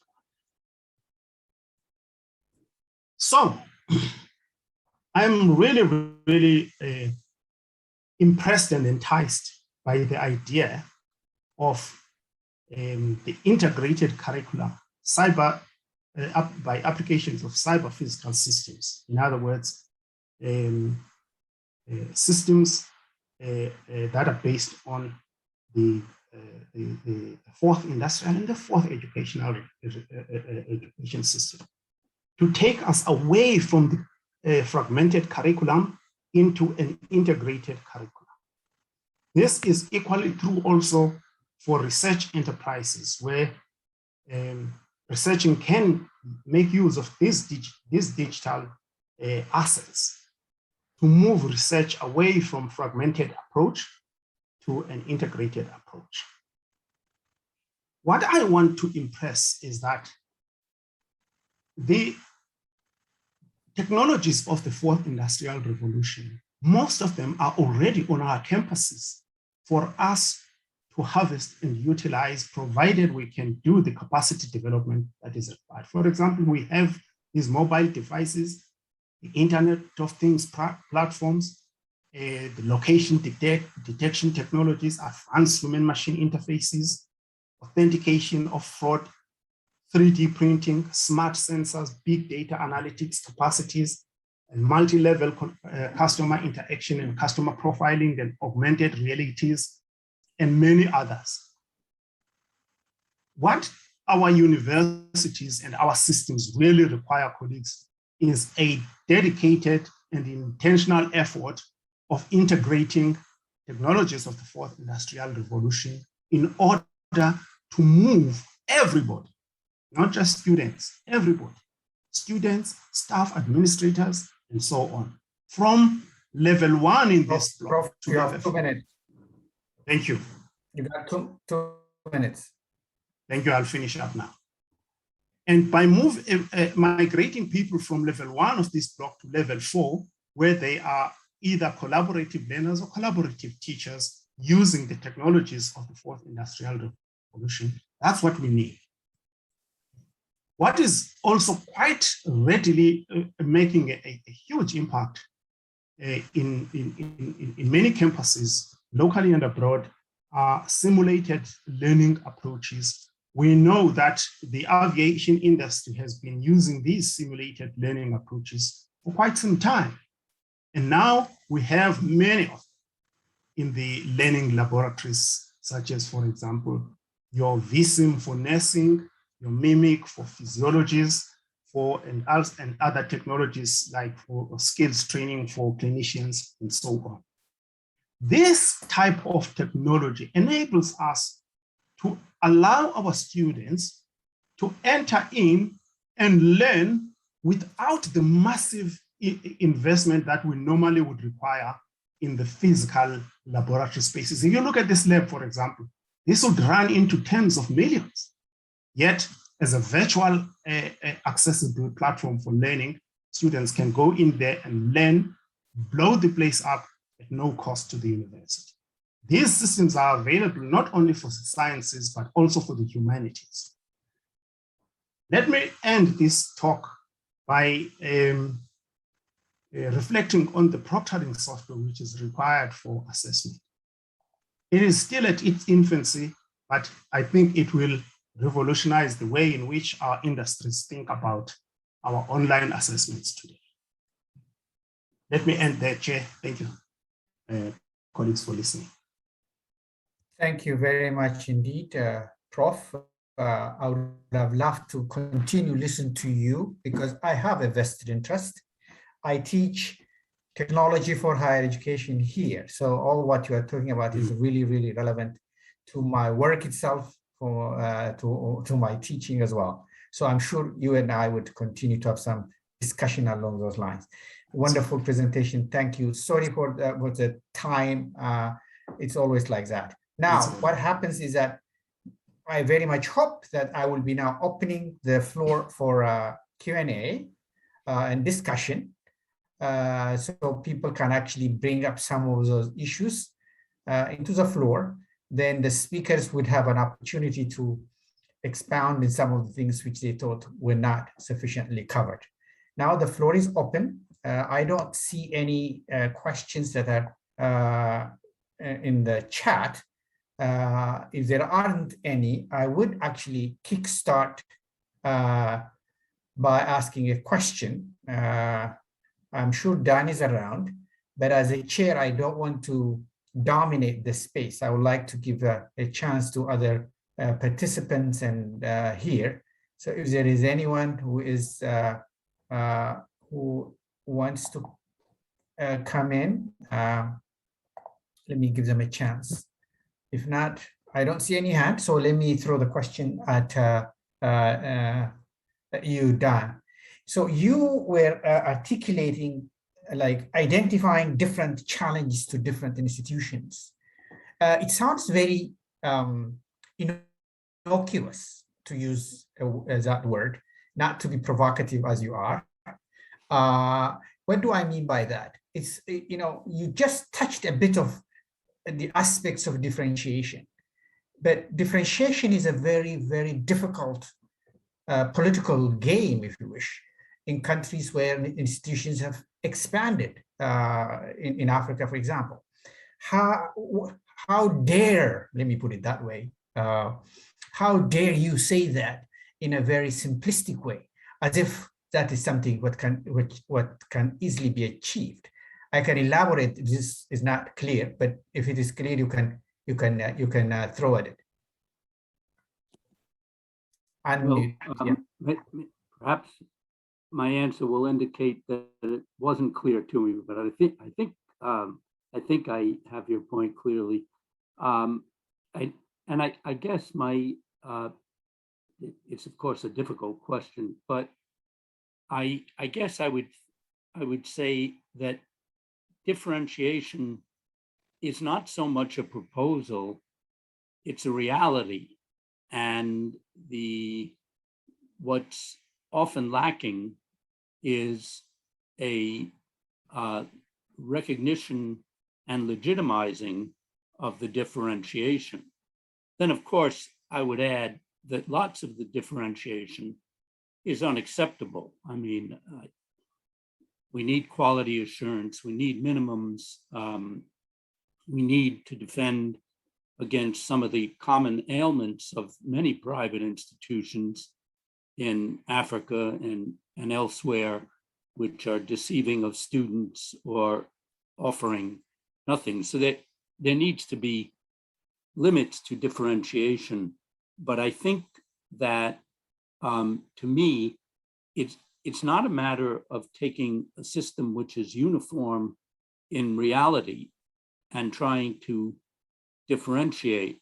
I think that there are realities of differentiation, and instead of pushing against that, we ought to undertake the hard analysis of which aspects of that can be nourished in what ways, some by competition, some by cooperation and accreditation, and which others perhaps we should beat back, but we should not push against the very concept of differentiation. I will pursue this matter, but I don't want to dwell on it while people are still wanting to ask some questions. I already see a question, a hand is already raised, but let me give a chance to someone who has already had a question earlier. That was to Professor Solomon. Let me try to read that question quickly. Are there institutions which have implemented digital credentials so far? I would actually ask both Professor Solomon and Professor Sandile here, if you could share with us about those issues. Let me start with Professor Solomon. Professor Solomon? I cannot name at this point any institution that has fully implemented. In my own institutions, we have piloted this very same tool that we have provided. I know there are several institutions who are using it in industry. Yeah, let me organize. Let me tweak the question. Let me tweak the question a bit, if you don't mind, Prof. Solomon. If I have to ask you 3 key issues as a pilot which you faced, what would be those 3 key issues, Prof? Say that again. The 3 what? As a pilot? I understand that you're going through some piloting phase. Is that right? Yes, we did the pilot last year. Yes. Yeah. Did you face any challenges or any outstanding issues which you can share along these issues? Oh, sure. Just 3. When implementing, one is really would students use it? So student use is one of the challenges. The other challenge is organization adapting it and willingness to do that. And the third one is really the question of the perception with the audience saying, this is the dark side of technology. The cryptocurrency background always plays a bad side. Those are the 3 I can mention. Thank you. Let me invite Professor Sonka. Unmute yourself. Thank you. Do you want me to answer the same question, Chair? Yeah, if we have any such experience here, and if there was one, would you like to say what those issues were? It's outsourced. In my last 2 institutions, they have outsourced to private companies to do this. But now it has to be authenticated internally, but the processing is outside. Thank you very much, because I was hoping to share some of this experience as lots of your audience here to actually see, learn from that experience. A hand was raised. There was Msgana, and then Dr. Msgana, and then Dr. Wonderson. Dr. Msgana. Okay, I don't see Dr. Mskana. Unmute yourself. All right, thank you very much. I would like to appreciate all the presentations. My question goes to Professor Levy. I would like you to tell us the positive outcomes of differentiation and the experiences developing countries can take from there. Thank you.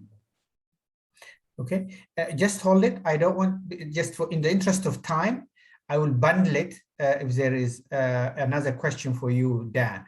Wonderson, your hand is raised. Where is your question? Are you looking at Dan? Unmute yourself. I don't think yeah, mine is directed to unmuted. Dan. My appreciation again Okay. to all presenters and Dan for his keynote speech. Mine is again related to the point that you raised, the issue of differentiation and his advice for private higher education institutions not to subscribe to the false challenges that he was telling us about. My question is, how can private higher education institutions avoid false challenges when their roles and missions are dictated to them through government directions and legislative requirements, which are a common reality in many developing countries? Thank you. Okay, thank you. I'll bundle up the questions to Dan, and if you could succinctly respond to these questions, I know what I say succinct is the problem, not the proper word, but give us the time. Dan? Yes, well, starting with the last, I guess, and not meaning to be coy or cute or elusive with Professor Tamrat's question, but the usual way that institutions deal with regulations that block them from doing what they want to do is that either they die off or they find ways of non-compliance or formal compliance. And the literature on regulation is full of this. And I think sometimes private institutions' evasion of regulations is a very, very bad thing and deserve then that the private institutions be closed. But in other cases where there are requirements, for example, that are totally unrealistic about doing research or having a certain share of the professorship, a very high share, be full-time professors when the institution can't afford it, and maybe employing very good professionals part-time who make contributions from industry. I suppose that institutions will do that, maybe label them full-time, but not pay them full-time, and hope that the quality assurance agencies will not be punitive. To the prior question, I think some examples of differentiation that are interesting and that have maybe roots in the United States, but are rather fading and on the defensive in the United States, but enjoying something of a renaissance in other parts of the world, would include what we call a liberal arts education. Except for a very few quite elite liberal arts institutions, most of them private, in the United States, most so-called liberal arts institutions in the United States have become commercial enterprises without really a liberal arts vision. But there are in other countries serious efforts to establish liberal arts institutions of some kind, and sometimes in interesting forms such as women's colleges. Sometimes they're religious liberal arts colleges. So while I don't think that the majority of private institutions of higher education in Africa or in any country or continent for that matter are enviable and models to be copied, I do think that more than a few are worthy of that kind of consideration to be more specifically responsive to the questions asked. Before you conclude, Dan, very shortly, there is a question here by Mr. Bekele Ragasa, who's actually seconded by Gojam Lemene. Currently, he says, what we are observing here is almost all private higher education institutions are striving to make money than assuring quality of education. So what would be a solution for this problem, as education is a prime tool for transformation of every activity? I know you can write multiple theses, PhD theses on this question. Just two-liners, please. Yes, as a matter of fact, I had started to respond to that in the chat box when the oral questions came. I think we have to acknowledge the reality, but I would also say that that is a reality for many institutions which are not for profit, and it is in fact the reality for various reasons for many public institutions. So I do think that we should be open to the idea that institutions can both perform good educational functions, very often in job training, and make money. I don't think that that should be the disqualifying element, but I do think the question is very serious, that we have to make sure that even the institutions that make money do provide some quality, and what the mix of market and regulatory mechanisms has to be to do that. Well, that would be the subject for the many volumes that you referred to that we could all write. Thank you very much. There is a question, there is one for Professor Solomon, but the one from Dereje Asafa, let me read it, probably Prof. Sonka and probably Professor Solomon as well, but Professor Dr. Miskana, you have to warn me in terms of time. Having noted that, let me carry on. Prof. Sonka, that's for you. I feel digital literacy is very important. Education should be digital literate. What strategies we can use to have digital literate citizens to realize Education 4.0? I know these are like big questions which you need a whole day to respond to. Prof. Sonka? Thank you very much, Chairperson.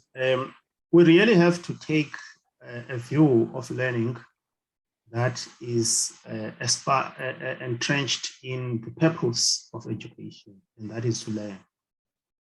Anything that you want to have established as a skill and a capability in everyone, it must be learned. And therefore, digital literacy is a skill that must be learned. Many universities now, including our own, is taking the view that students must actually be taken through those learning experiences that are required for digital literacy. Even those students that think that they have some form of digital literacy is one of the fastest evolving fields. They have to be taken through those learning experiences, usually through online learning modules or physical modules that are very quick to establish those literacies. By the way, for staff as well, sometimes more for staff than for students. Thank you, Chair. Thank you very much. Yes, I think one thing which we haven't defined, but we simply assume, is digital literacy. What does that really mean? I think that requires a little unpacking, but people will just make an assumption what it is. There is one question for Professor Solomon. Let me read it up. Prof. Solomon, how do you see the challenge in use of such technologies on infrastructure like poor internet connection, the hardware, software requirements, expertise, and cost in owning the technology? So I think Prof. Songa actually covered these aspects under what he called challenges, but this was specifically hurled at Professor Solomon. Solomon? Yes, sure. I think one of the things we should consider is what we call frugal information systems. Frugal, in a sense, is you don't want to copy what the West is doing, because the capacity the West has is maybe unlimited bandwidth, When you don't have that, the idea of, if you look into frugal information systems, how do we design for those that do not have the resources? So for example, if you're designing, some of you may have used Outlook, it works when you have connected to the internet. It also works when you're not connected to the internet. It just doesn't send it. So when we have the computer down, business stops. Why do we do that? If we design it so we can have it manually as well, I think that would work. So I think looking into frugal information systems, frugal design science, I think would be the solution if we wanted to focus on resource limited countries to benefit from it. Thank you, Solomon, for that. I am warned that I must bring this session to an end. I have many questions myself. There is already a question for Dan out there. I encourage people to continue the conversation on the chat. With that, I tremendously thank you, the presenters, and the distinguished excellencies for the wonderful session. And with that, thank you very much all. And I will hand it to the next able moderator, Dr. Teshoma. Thank you all very much. Dr. Teshoma, you can take it from here. I think it is Professor Vargas. It's not Dr. Teshoma, actually. It's Professor Vargas, isn't it? Yes, sorry. Vargas, have I even seen you on the screen? Let me check. Is Vargas in? Hi, Prof. Vargas. Yeah, unmute yourself. Unmute yourself. Need to get You are centrally. Now you are on. The floor is yours, Vargas. I see. Okay. Thank you. Thank you very much. I was keenly watching and listening to the earlier session. And in a sense, it was good that it got a little delayed because I could listen more to very learned speakers on the topic. Thank you very much for that. It's a good learning experience, you know, since in India, it's the time that the office is over. So it is, we are in a more relaxed mode. My meeting is over because I did not have any meeting after 5:30 India time today. And I am still in the office only. I am attending from the office. So that is very good. Friends, we have the next session on internationalization of African higher education, benefits and implications. And I think our two speakers are available. I did not see them by face. I hope Hans David and Hasselkorn, can you hear me? Yes, yes, sir. Yes, I am. Yes, we can. Yes, we can. I didn't see you. I didn't see you, sir. I didn't see you. Madam, I hope you are also around. Professor Hasselkorn, Ellen? Hello? Hello? I think there seems to be some connectivity problem, it seems. Okay, here I am. Okay. Yes, she's. Okay. Yeah, Thank sorry, you. I Thank was you. Thank you muted. very much. I was muted, Varghese. Sorry. Okay, thank you. Thank you very much. Since we have two eminent speakers who breathe and sleep and eat internationalization throughout their life career, and also has been recognized as, especially Hans David, I don't think that we can separate his name from internationalization, or if you take his name out of internationalization, perhaps that discussion and discourse will not be complete, you know. So we have one. Then we have with us Hasselkorn. She has been in the active field in higher education in different areas, including internationalization. She's not an exclusive internationalization person, but this is one of the important areas that she works. And therefore, it is my great pleasure to introduce both of them little formally. Let me start with Professor Hans David. He was the director of the Center for International Higher Education in Lynch School of Education and Human Development, the Boston College, USA. In fact, he has taken over from Philip Altebach, who was the founding director of the center. Sir, thank you very much, and we welcome you very much. And he has been the director of Center for Higher Education Internationalization at the University in Milan, Italy, and also professor of internationalization and higher education in Amsterdam. And he was also the vice president of the international affairs of the University of Amsterdam. And he's a senior fellow. I'm not going, I'll give you more time to speak, because if I go like this, you know, I have a lot to say. Even then it will remain incomplete, because your accomplishments are so large, wide, rich, you know. So thank you. Let me take this opportunity to welcome you to this group, to this panel discussion. Madam Ellen Hasselkorn has been, was one of the prominent members of the Dublin Institute of Technology, DIT, and after retirement from there, she has also been one of the joint editor of the Policy Review in Higher Education, which is a highly recognized and reputed journal. Sometimes she has requested me to review some of the papers that are appearing in this journal, but that is not that, it is not because of that the journal is good. The journal is great, and it's a great opportunity and honor for me to review whenever she is asking for that. And she is also affiliated to the Center for Global Higher Education in Oxford University and Center for International Higher Education, Boston College. She is a member of the Commission on College of the Future in United Kingdom and other universities and government boards, you know. So she has rich experience, and she still maintains, I hope, her contacts with the Dublin Institute of Technology, where she worked for 13, 14 years, more than a decade, you know. So let me take this opportunity, madam, to welcome you. Friends, Ellen, it's okay? Okay. Friends, since you have two eminent speakers, I will not take much time as a matter of introduction.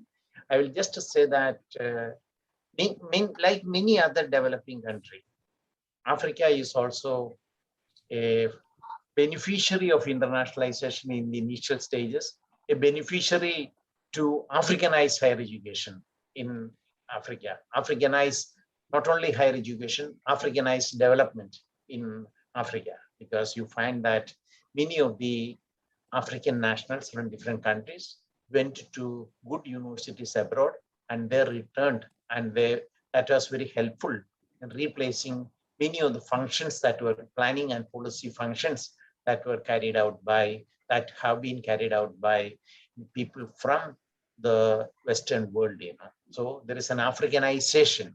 So internationalization or Africanization is one good thing. You also find internationalization in different forms and ways now.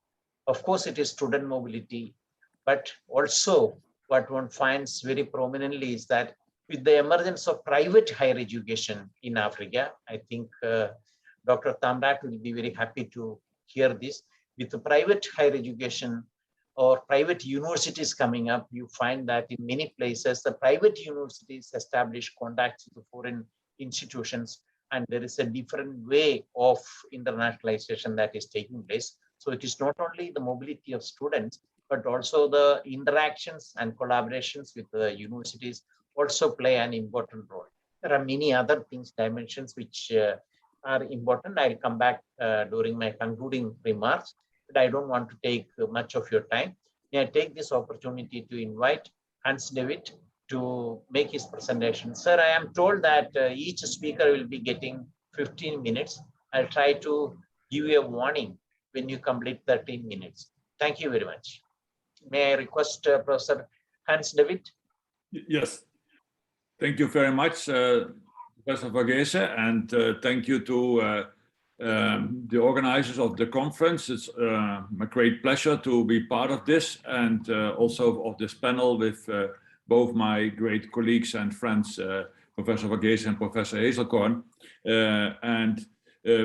As said, I will going to talk about the internationalization of in higher education, the challenging road from a Western program or a Western paradigm, I would even say, to a global inclusive concept. If we talk about internationalization policies, both at the global, national, institutional level, we have to require answers to 4 fundamental questions when we look at the current trends of internationalization, but also of the future. And the first one and the last one, in many cases, are very undefined in institutional national strategies. That is the why are we doing this and what is the impact of our internationalization strategies. Many strategies are just program strategies of what are we doing and how are we doing it, and not taking into account the specific internal and external context analysis of why internationalization is important. And this is very essential because even if I look at Boston College and Harvard University, which are only a few miles away from each other, then still the internationalization strategies are quite different because their contextual, institutional differences are very big. And of course, that even is more if we talk about internationalization in India, in Ethiopia, in South Africa, or in Europe or in the United States. So contexts are very essential and even become much more essential in the current and future development. And we always have to say, well, but if we are setting up a strategy, what is really the impact of what we are doing? And I come back at the end of my presentation to these 4 fundamental questions. If we look at internationalization, I again have to do it in a very summarized way. What were the trends pre-pandemic? So until, let's say, 1.5, 2 years ago. There was an increased competition for talents and for revenue as the driving competitive environment of internationalization. It was mainly driven by a strong focus on degree and credit mobility of students as a synonym to what is internationalization. Even though even in Europe, with 20% of the students, in the US 10%, and even if we take the rest of the world with only 1%, the large majority of students, and that applies also to scholars, are excluded from this form of internationalization. So internationalization was in essence a very elitist process and even mainly was a Western process. It was a Western paradigm. And we will see that the pandemic on the one hand will strengthen this trend, but also we hope it will create all kinds of opportunities for middle and low income countries to develop their own models and approaches to internationalization, because that's very essential. We should not copy. Another main trend was that internationalization of the curriculum at home, the other component of internationalization, gained in words and in theories a lot of attention, but has in essence been rather marginal and in reality. And we have to see what are the opportunities that the pandemic learns us to do that. And the previous session on looking at digital forms has been one of the key ways which I see the future of internationalization being much more focused on how can we bring internationalization at home and into the curriculum. And if you look at national governments, we have seen indeed an increase of national strategies for internationalization. South Africa, the Netherlands, Japan, Denmark, Canada, many countries have done so, but mostly it is still in a very reactive and competitive and soft power nature approach. And it's not looking at, as has been discussed also in the discussions with Dan Levy, looking at the third mission of the higher education. It focuses very much on education and research, but much more in the competitive way, but not at the social service to society that internationalization has to have a driving role. And if something in the pandemic has become much more essential, is that is very important. So what we have seen is an increased inequality and little attention to inclusiveness in internationalization, both at the national level, international level. And we have to see how we can move away from recognition of the importance to competition to a much more integrated way of a strategy that is much more focused on inclusion and equality. That is, I think, the agenda for the future. At the same time, already in 2014, my colleague Elspeth Jones and I wrote that although you see that more institutions and governments in the low and mid-income countries, India is another example, in addition to South Africa, etc., have become much more focused on the internationalization of higher education. Still, internationalization was and is considered in terms of a westernized, largely Anglo-Saxon and predominantly English-speaking paradigm. And so the main challenge is also, again, how can we make that move away? And that in the context, and I will not address this all, but of not only health concerns like the pandemic, but all kinds of geopolitical developments and tensions. China, the United States, China, Australia, Russia, Europe, etc., etc. Developments that, of course, have been very much tragically been centered past weeks on Afghanistan. Increased competition continuing for global talents, sustainability, climate change, nationalism, racism, other factors that cannot be ignored when we address internationalization. And how can we make a future internationalization that's taking into account how can we solve all those challenges that are currently facing us? So in my view, what we have to do is we have to return to a much more cooperative and less market-oriented approach to internationalization. We have to take advantage of lessons learned in the pandemic, realizing that it should not be elitist, but global learning for all, making use of the online expertise as discussed in the previous session, not by replacing on-site education to online education, but incorporating the international dimension by collaborative online learning and virtual exchange into the teaching and learning process and the curriculum of institutions around the world. We have to link much more internationalization to the third mission, service to society. And by that, making it also much more responsive to the needs in the current situation that we are facing. And make internationalization more carbon neutral. Mobility in itself is positive, and I'm not going to say that we should completely abolish mobility because personal communication and interaction is very important, but we cannot do it for all, and it's also not available for all, and it is not sustainable. So we have to reduce it drastically. And we have seen during the pandemic that there are many opportunities to reduce mobility and even be much more interactive, like even in this conference, because we have presentations and meeting of people from all over the world, which would not have been possible if it would have been on site. So we as educational leaders, educational scholars, should give the example that we can do much more without having to fly all over the world. 7 themes for a future global inclusive concept are inclusivity and equity, a decolonized internationalization, and I come back to that very briefly, internationalization for society, so focusing on the third mission, what Betty Lisk and Hagan Ilgen and I have been calling forced internationalization attention, so how to deal with immigrants, refugees, again, very up to date in this current situation. A focus on internationalization of the curriculum at home, on digital internationalization, and also paying attention to the affordability of internationalization, because that also has been one of the main barriers and obstacles for making internationalization more inclusive and less elitist. So if we look at the 4 questions again, why is internationalization important? Because we as institutions of higher education have to be more socially responsible, addressing, for instance, sustainable development goals. What do we have to do? We have not to be elitist, but we have to realize global learning for all students and all scholars. How? By being more inclusive, equitable, and sustainable, and to focus on that the university is addressing internationalization for all students, academic and administrators, and making a meaningful contribution to society.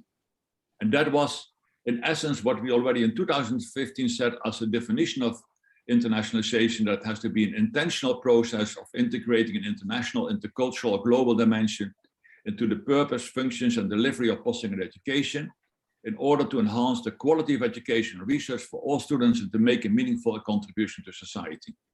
And intentional, and Dante Tefero and I had a whole debate about that. What is intentional? I don't mean with intentional that it should be the intentions based on Western paradigms. It should be intentional based on the contextual identity and cultural needs of the society you are in, That is what I think is very essential to say. So what does it mean to conclude, in my view, for African higher education's internationalization?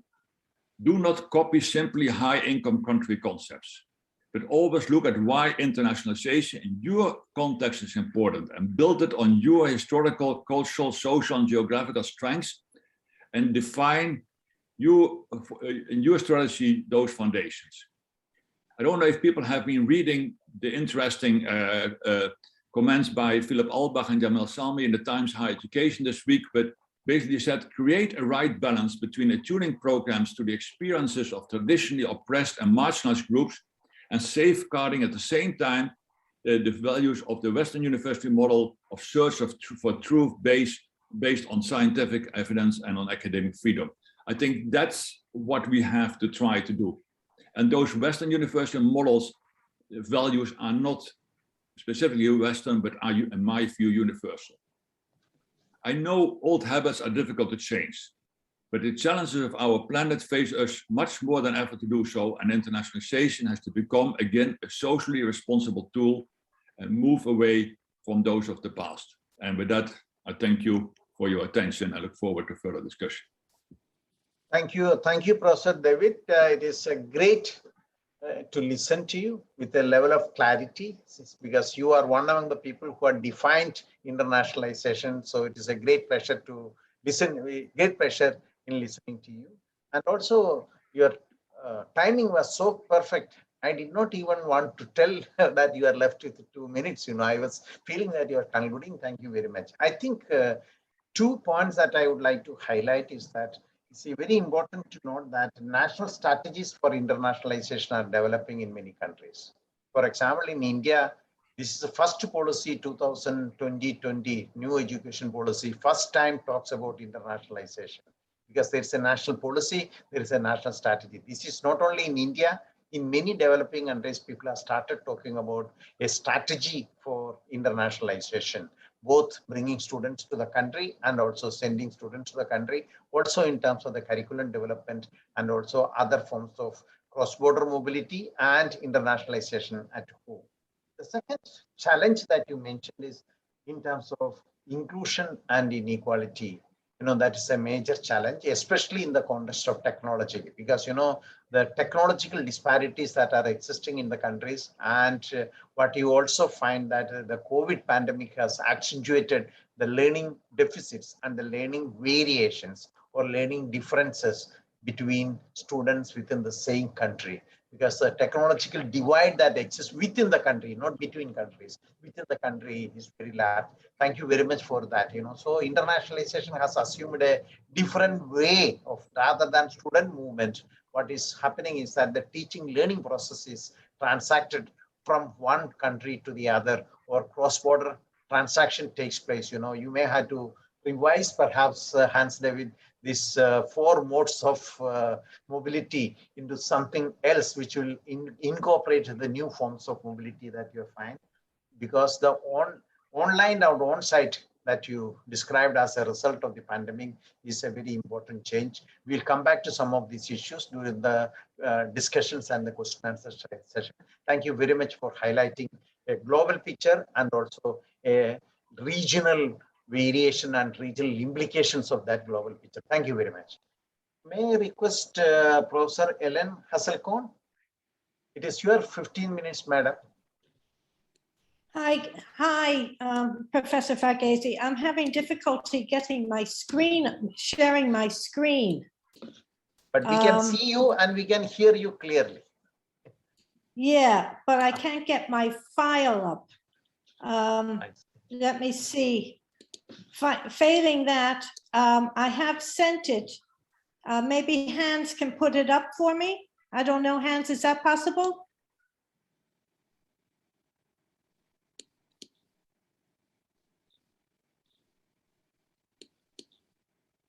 I will see if I can manage, but the organizers don't have it as well, isn't it? Yes, I did send it to them also.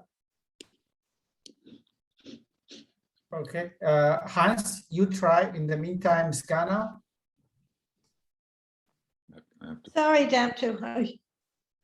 So, no problem. We are trying to share your PowerPoint. Carry on, faster. All right, okay, all right, yes. In the meantime, you can start, Ellen. Yeah, okay, that's fine. Okay, so thank you all very, very much. I'm going to follow on from Hans and also talk primarily about rankings, which I was asked to talk about on the basis that often or too often the issue of internationalization is linked to rankings. And I might start by asking that question, which often comes up, is how do we define which are the best universities in the world? And this seems to be an issue. Are we the best because we focus disproportionately or primarily on research? Or are we the best because we focus on issues around student learning and helping our graduates earn credentials for sustainable living and employment? We are the best universities that focus narrowly on global reputation, which is something that drives issues around internationalization, or those that encourage civic engagement and responsibility to their communities in the way in which Hans has discussed that. So you can move that slide along, please. To the next, yeah. Or are the best universities those that also deal with the issues of, sorry, if you could go back one slide. If you could, are the best universities those that use the indicators chosen by rankings as a way of measuring performance, or are they those ones that are best aligned with the university's own mission and purpose? So if you can move that slide, please. So I'm going to talk about three basic issues, this issue of globalization and internationalization. I'm going to say something about what rankings measure and don't. And I'm going to then end up with a point to say, forget rankings, focus on your mission.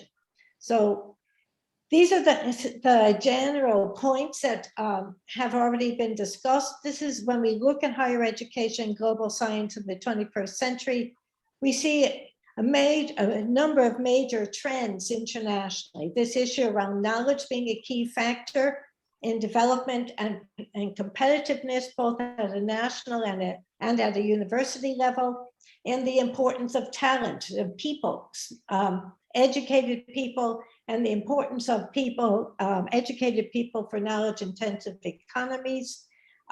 We also see the importance of a shift in geography in research. So we now live in a multipolar world, and with more than 40 countries are involved in global science, over 100 different countries were involved in searching for a vaccine, a solution to that pandemic that we're now involved in. And yet at the other side of it, we have this increased competition, again, that Hans has referred to with regard to students, faculty, for more finance, for researchers. And on the internationalization side, increasing cross-border flows of people, not just of our students and our academics, but also professionals, the graduates, and increasing focus on international or transnational knowledge networks, open source, sharing, large infrastructural developments, and so on.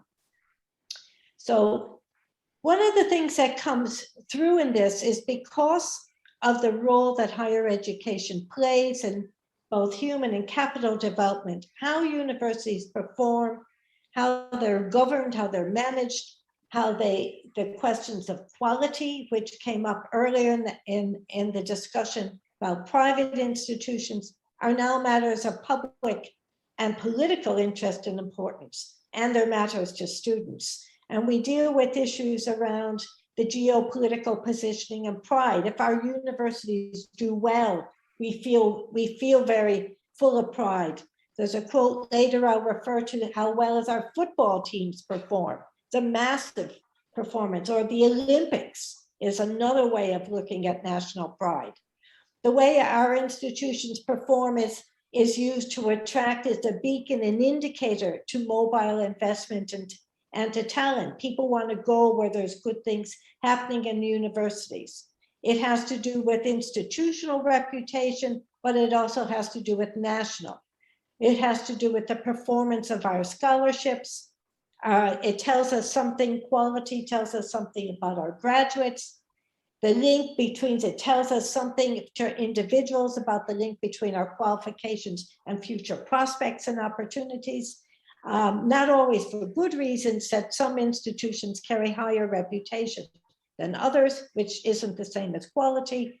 And it tells us something also about value for money. And all these issues have led and underpinned, it seems to me, the growth of global rankings, because what rankings have done is they have put these issues of quality and reputation in an international perspective. And as you're well aware, there are a whole range of international global rankings and many hundreds of national rankings, and still more, lots of specialist ones. This slide is simply an indication of some with the date of foundation. Those in bold, the academic rankings, the Shanghai, the QS, and the Times Higher are the ones that are probably most well known. The two in red happen to be the only public ones.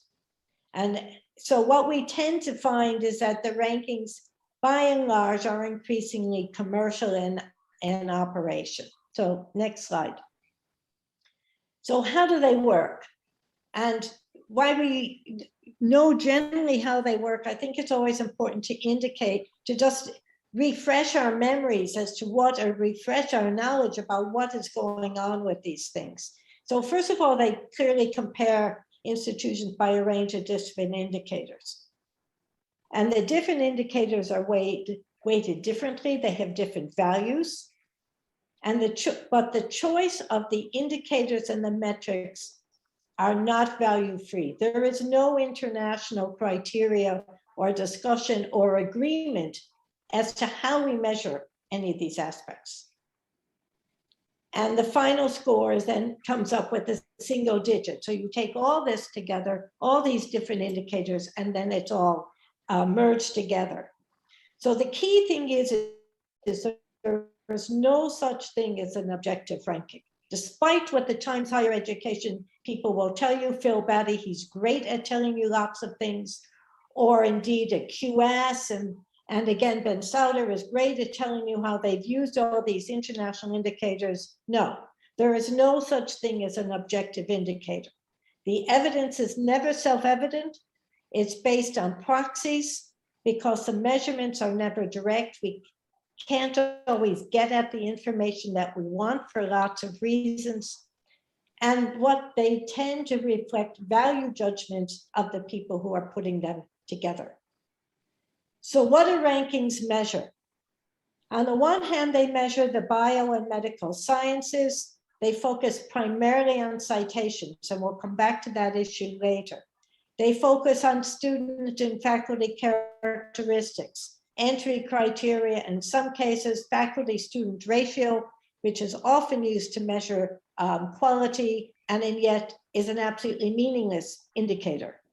Internationalization is measured as mobility or as a percentage of their staff or your students.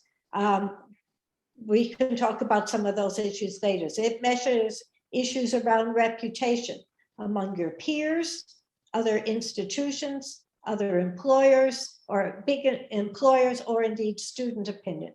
And the emphasis is primarily on elite universities and high achieving students. So what don't they measure? They don't measure teaching and learning because they can't. It's very difficult to measure teaching and learning. You can measure the outcomes of learning in terms of issues potentially around employment or employability, but even that is tricky. They don't tend to measure research in the arts, humanities, and social sciences because it's not well documented or well captured. They don't measure the impact and benefit of research. What we now increasingly talk about societal benefit and the objects of research. They don't mention the issues of regional or civic engagement, the quality of the student experience, and they don't tend to, and they can't capture the issues of non-traditional students, be they mature students, adult learners, and other types of learners. So why might we use them? Well, they're very simple and quick and easy. If you're going to travel to one country or another, you might look up and say, which is the restaurant I want to go to? So it's quick and easy. Or one might say quick and dirty is a way to refer to it. They put the issues of quality in this wider framework. They challenge our self-perceptions.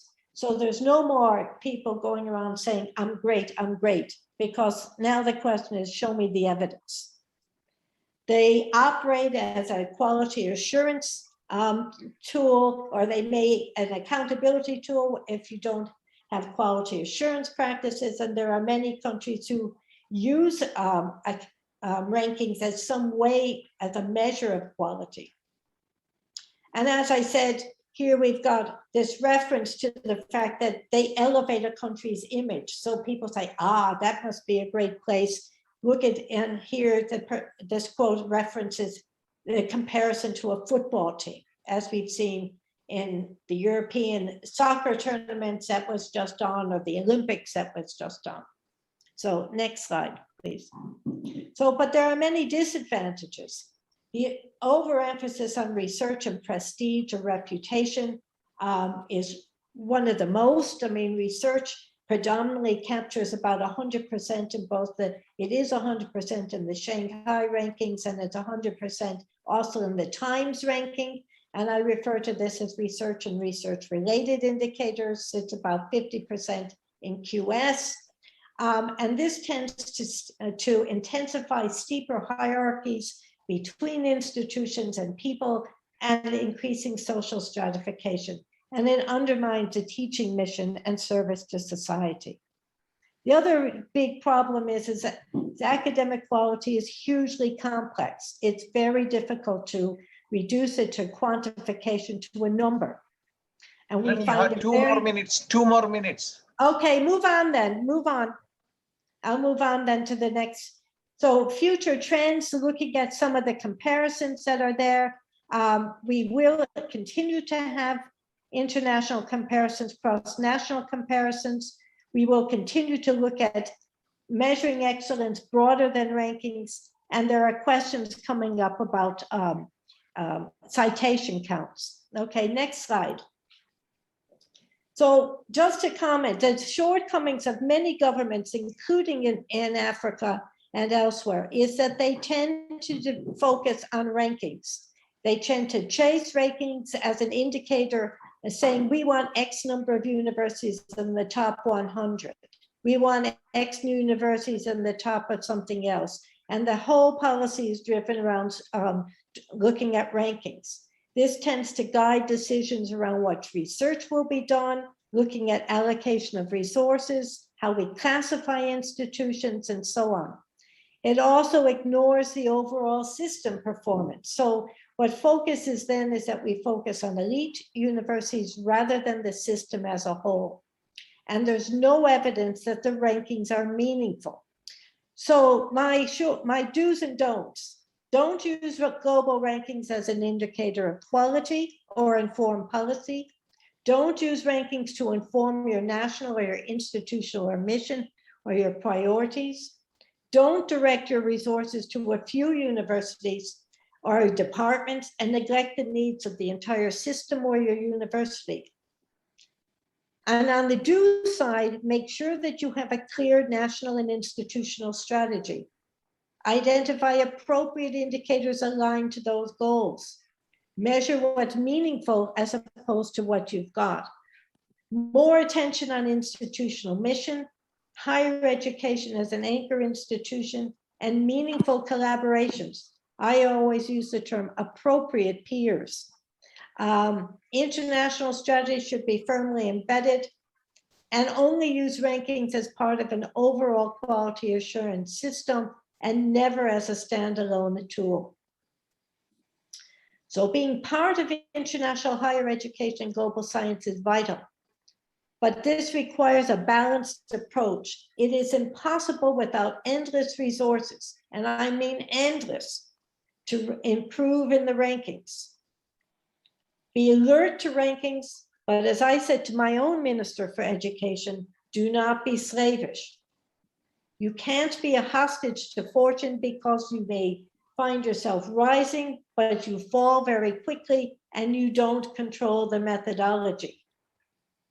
Emphasize at the end of the day, the important thing is world-class universities, world-class systems, not world-class universities. Thank you. Thank you. Right, Thank you sorry very about much. No. You are on time, and it's perfect. Thank you very much for your excellent presentation, linking ranking with the student mobility issues, also the internationalization issues. That is very good. Excellent. Thank you very much for that. I also like the limitations of ranking that you underlined, which is also very important, because ranking is a race among the elite institutions in the world and an elite in the making. Ranking is a process of making an elite in the making process, that is very important.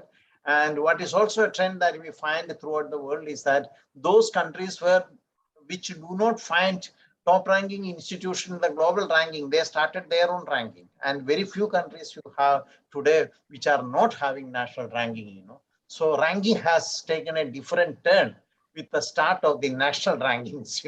This is a very different arrangement.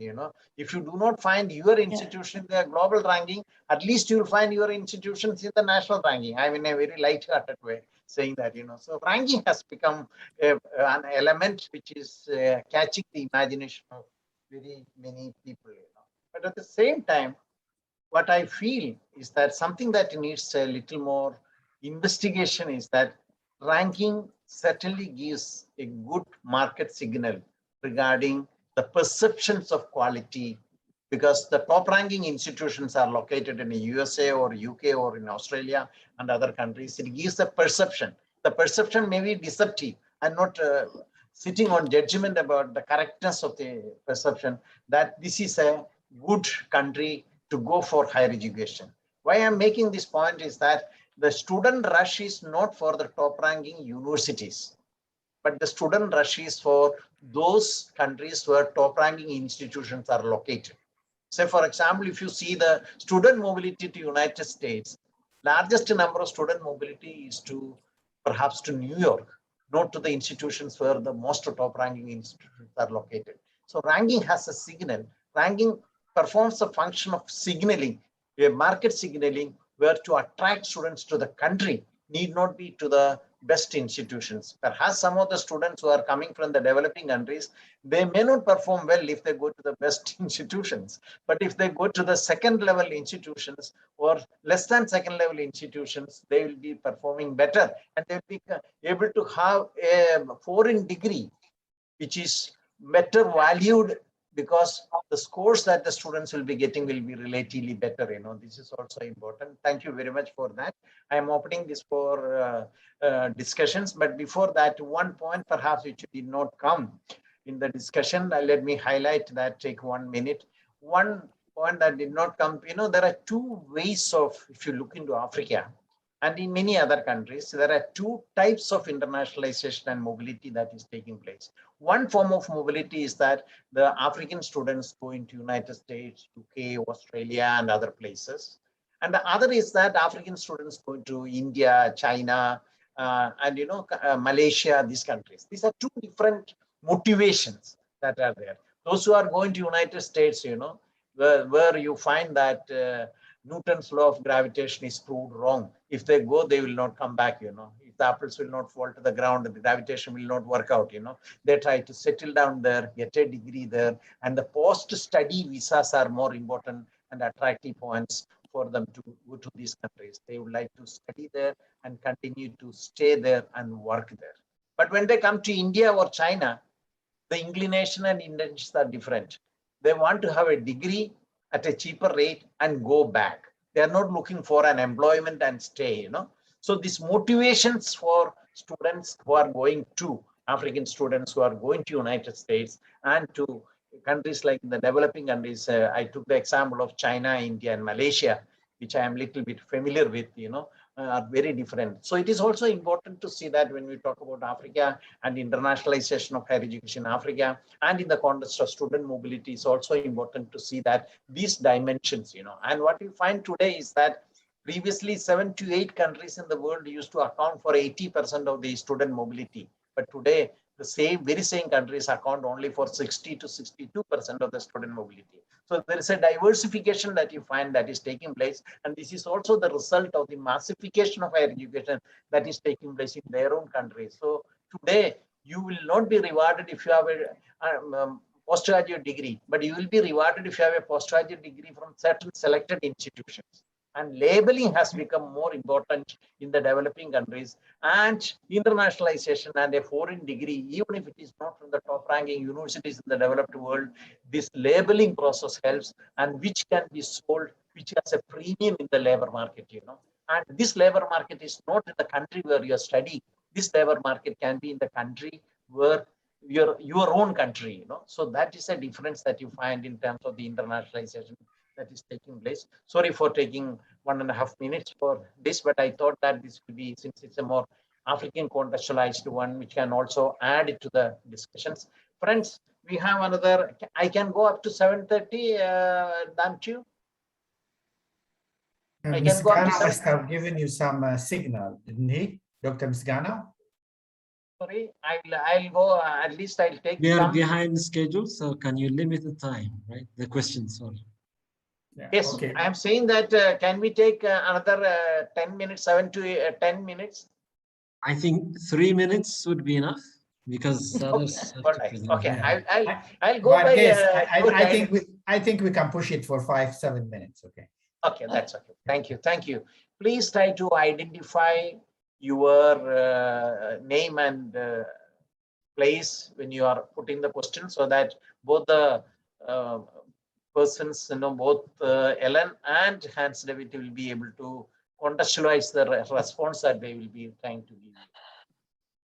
And maybe in the meantime, I can already respond to them to his question, which he has in the chat, and also address some of the issues that you mentioned, Professor Varghese. I think it's very important what you mentioned about the movement of students from Africa, which are moving increasingly both inside Africa and to Asia, and in particular China, India, and Malaysia.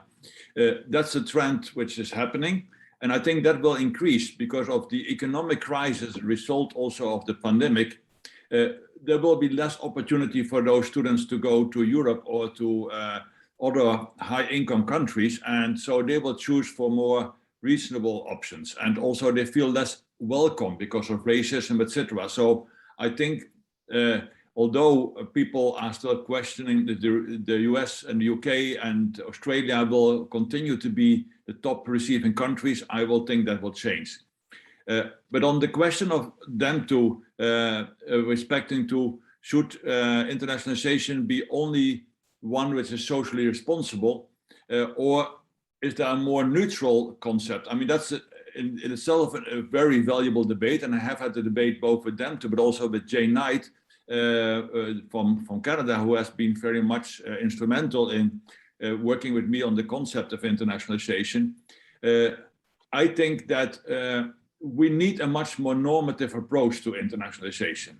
If we see it as a neutral process, then indeed the reality has shown over the past decades that most of internationalization is focused on revenue generation, marketing, competition, etc. And if we let that allow, then we will not have a strong responsibility as universities to help to change the world. So that's why I think, in my view, we need a normative approach to internationalization as being focused on social responsibility and inclusiveness and equity. That is the agenda, what we need to have. The reality, as I said, is that old habits to change are very difficult. Thank you very much. It's a very good clarification. Yes, please. Yes, I might excuse me, and, ladies and gentlemen, if I am allowed to interrupt here. One of our speakers, the next speakers, is flying out, and I most certainly don't want to miss her out. This is Dr. Roberta Bassett from the World Bank. May I kindly request Prof. Varghese to actually hold the conversation now, and then advise the moderator to Dr. Teshome to invite Dr. Roberta to actually present. Thank you. We can conclude. I'll be happy if we can conclude this, and some of the issues will be coming up again and again. And thank you very much to both the speakers and also to the audience.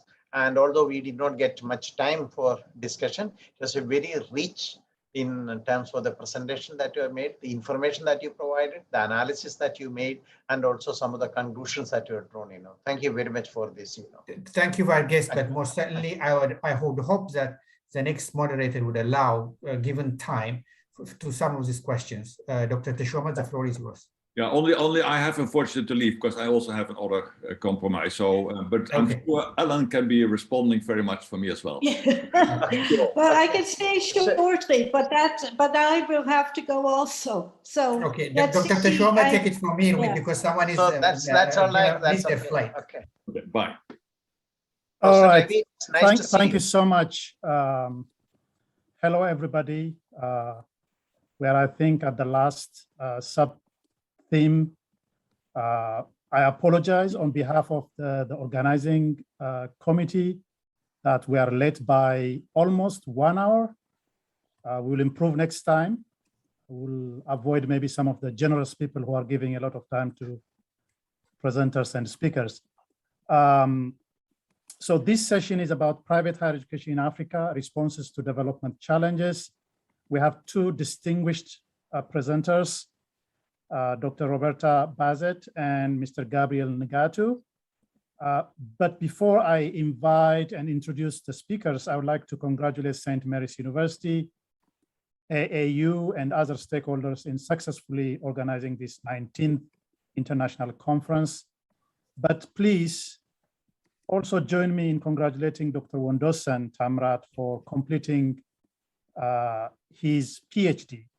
We acknowledge the hard work and sacrifice, and I'm extremely proud of Dr. Wondosen. Congratulations. So the first, should we, Mr. Gabriel, if you don't mind, should we probably invite Dr. Roberta Bassett first? Is yes, that okay? please, because she's leaving in the next 20 minutes. Yeah, I was asking Mr. Gabriel if he's okay with that. He has no option. Damto, I am the moderator. Okay, I'll be quiet. Yeah. All right, okay. So let me introduce Dr. Roberta Bassett, who is the global lead for tertiary education and senior education specialist at the bank, the World Bank. She provides leadership and technical expertise related to post-secondary education reform initiatives around the world. She currently serves also on the education board or the editorial board of Higher Education Quarterly and the international advisory board of the International Network for Higher Education in Africa. Prior to joining the World Bank in 2009, Roberta was lecturer in higher education at the Center for Higher Education Management and Policy at the University of Southampton, UK. She's also the author and editor of numerous publications. Dr. Bassett, you have 10 minutes to talk about the role and contributions of private higher education in development, global perspectives. Thank you so much, Professor. And thank you to St. Mary's and to the organizers of the event today. It's a pleasure for me to be here. I'm sorry, really sorry to have cut off that conversation. I've enjoyed every bit of the conversation today. My calendar, I pushed back, but I couldn't push it any further, so apologies. I am going to share my screen and I'll race through my slides because I really would like to be here for some Q&A, and I will get as close to the half hour as I can before racing off to my next meeting. Okay, so hopefully this will move to, okay. So, I mean, I don't need to give too much data on the background. I did provide some here, that more people than ever are accessing tertiary education, including in private education, which is increasing its share of the enrollments globally. But sub-Saharan Africa is continuing to fall further behind in this trend, though the region has doubled its rates of enrollments every 20 years since 1978. You can see from this chart, this gross enrollment rates of about 9% are still vastly under performing compared to the other regions of the globe. And this is actually expanding equity challenges between sub-Saharan Africa and the rest of the world. One of the areas where private higher education is going to be most compellingly useful will be in closing this gap across sub-Saharan Africa. One of the issues that Damto brought up early in the session today was this issue of the rate of returns argument about investments in tertiary education. The bank for the last 30, 35 years has been very supportive of tertiary education investments around the world. And as you can see here, the research is starting to back that up even more. The tertiary education rates of return are among the highest of all investments in education, but particularly in sub-Saharan Africa, tertiary education actually brings about the strongest individual rates of return for investments. And so there is economic value in the investments in tertiary education. There is social value, as we know from broader assessments of what higher education does for communities and for societies, for women especially. But you can see here, one could just argue with the Minister of Finance that there is a real return that comes to societies through investing in tertiary education. And yet, as we see, and as we saw in my earlier chart, enrollment in tertiary education remains a privilege, not just by country, but also by economic groups within countries. So even in each of your countries, those of you who are represented here, your upper quintiles will be overrepresented in your enrollments, and your lower quintiles will be very, very poorly represented in enrollments. This is true everywhere in the world, but it's especially true in lower and lower middle income countries. So I'm sharing you here this new steering framework that the World Bank has developed and will launch at the UN General Assembly in a few weeks. And I share this because we have decided to focus our attention on reforming tertiary education systems very purposely towards what we're calling a steering framework. In this case, I'm going to focus on the strategically diversified systems. And this is our first point in our framework. And it actually corresponds very well to what Dan Levy was saying earlier in this session. It was a huge question for many of you. What does it mean to have diversified, or as Professor Levy was saying, differentiated systems? We believe very strongly at the bank that we should be looking and supporting more diversification, including in the private sector. So as we look at a strategically diversified system, we don't just look at institutional types, universities versus polytechnics versus post-secondary TVET, et cetera. We look at creating articulated pathways that allow individuals over the course of a lifetime to move between these different segments of delivery. And we are very interested in supporting both public and private institutions that are part of this holistic whole of a tertiary education system.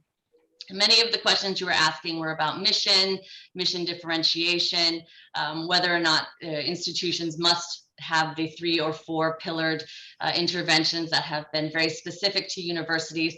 I very much like Professor Levy think absolutely not.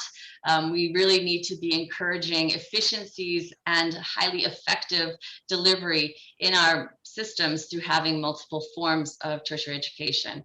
And we're seeing that more and more. COVID is going to accelerate that.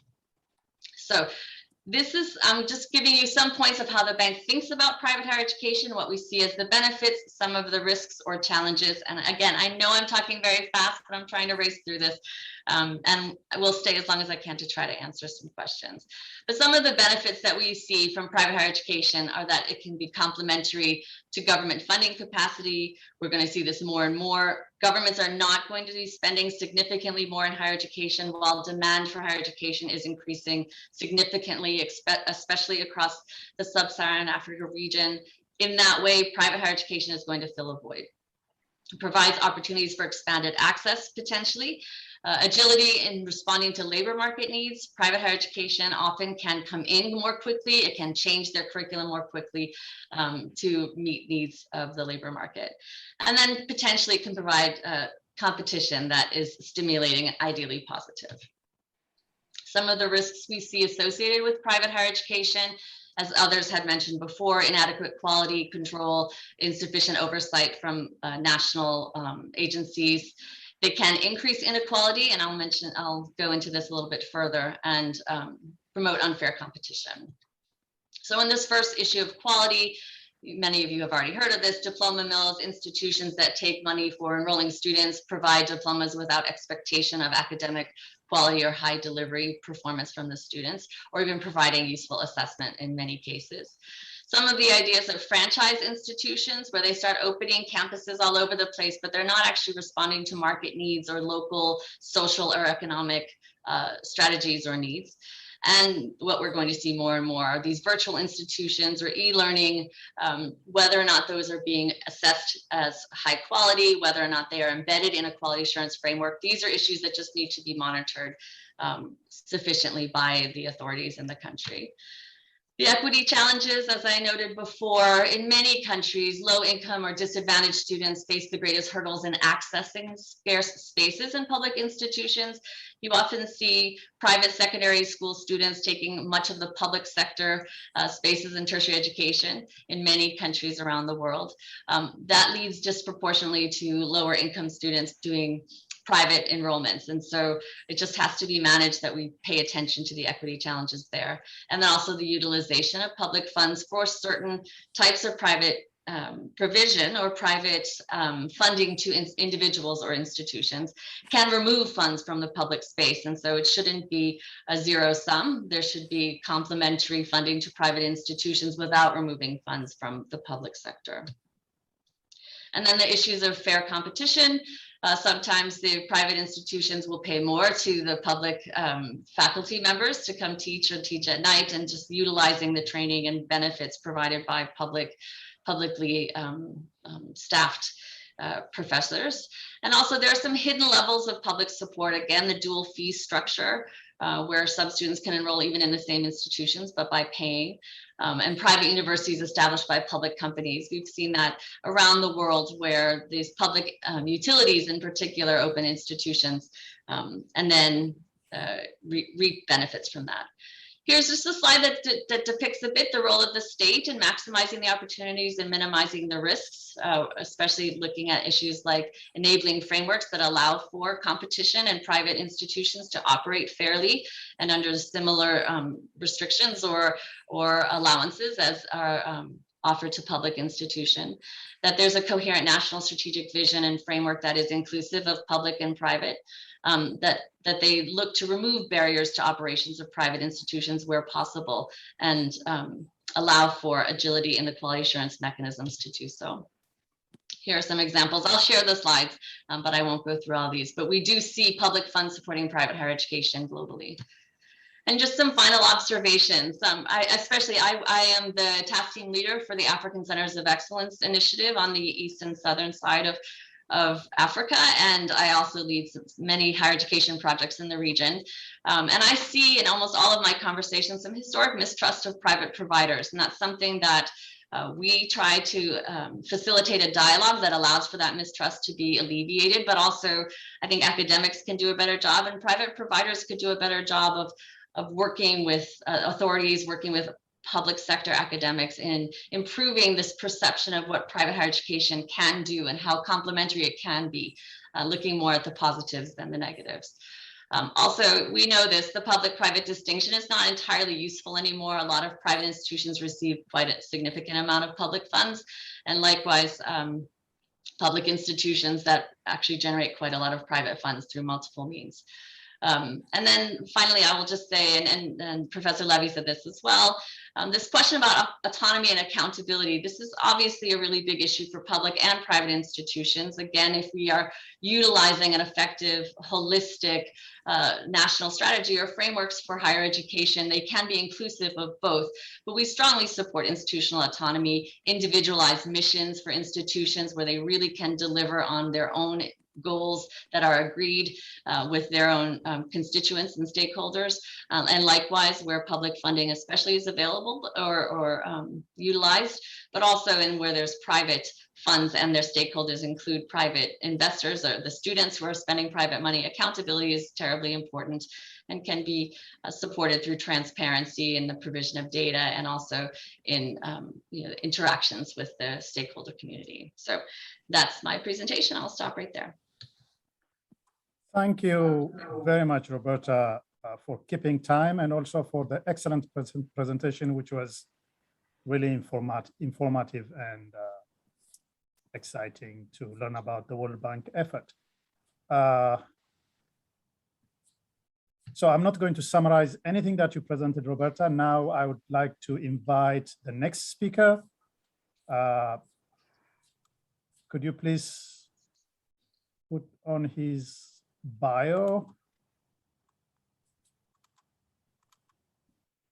Okay, so let me introduce Mr. Gabriel Nagatu, who is a non-resident senior fellow at the Atlantic Council's Africa Center, and also who serves as advisor to the World Bank Horn of Africa Initiative. Most recently, he was the Director General for East Africa Regional Development and Business Delivery Office of the African Development Bank. He has more than 25 years of senior level program operations and managerial experience. And currently he is really a highly sought after advisor to African governments, international institutions, and the private sector on issues of economic development, strategic investment, regional integration. Thank you, Mr. Gabriel Nagatu, for agreeing to speak at this conference. The topic of your speech will be the role and contributions of private higher education in development, African perspective. Please take it away.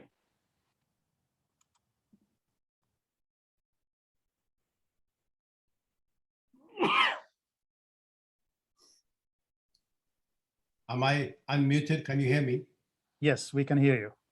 Okay, I don't see the camera, so I think they've turned off the camera as well. But thank you very much.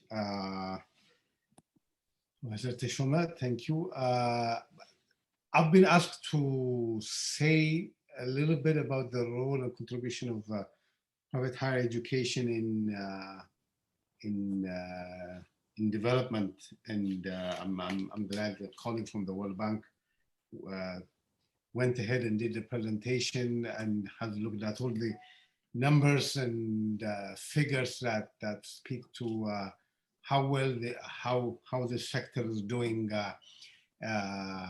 in terms of numbers. But I want to touch on sort of the context that led to the rise of private higher education in Africa and the implication. Starting with the early independence days in the continent, it was largely in post-independent states, public sector-led institutions were in the forefront of the building, nation building and development and the entire development process, including, of course, the building of human capacity. And they played a critical role by training qualified manpower or human resources to manage the economy and the development process. And this was sort of taken as a given. However, this era of the golden era of state-funded free higher education came to an end in the 1980s with the introduction of the structural adjustment programs through promoted by international partners that led many African states to, if you will, roll back the state and question the role of the state in the development process, including, of course, in higher education. And in this process, of course, the effort to reduce the role of the state and to introduce market-friendly reforms included slashing the fiscal deficit through a reduction of investments in the social sector, including in higher education and the diversion of resources from higher education to primary level education as part of the sector reform. Consequently, African countries, of course, have had to respond by introducing sector reforms, including cost sharing and cost reduction measures and efforts to generate income at the delivery of education, particularly tertiary education. The rapid expansion of secondary education and the analysis, the return on investment analysis, which formed the theoretical understanding of this, of investment into the sector, led to the diversion of public resources from higher to, as I say, lower level of education. But in recent years, of course, this has come to be questioned. And as my colleague just said, the evidence now shows that investment in higher education, the return on investment to be equally good. And this notion that what you invest in tertiary education is not as effective as productive sector was reversed, and now we're beginning to see that changing, and tertiary education taking its rightful place in the development process. Now, the role and contribution of tertiary education, of course, in the 90s gained more momentum, and the knowledge-based globalization and several of the other developments led to this reversal. And tertiary education then became an area for investment by the private sector. And the private sector entered the sector in a very robust beginning in the 1990s with many other reforms that accompanied the structural adjustment reforms, the regulations, the policies, and the market-friendly environment, of course, encouraged more private sector investment into the education. Now, there are, and I don't want to go into that because this is a group that knows the sector much more than I do, but there are privatization and then privately financed education. But here I think one of the fastest growing sectors is privately financed higher education.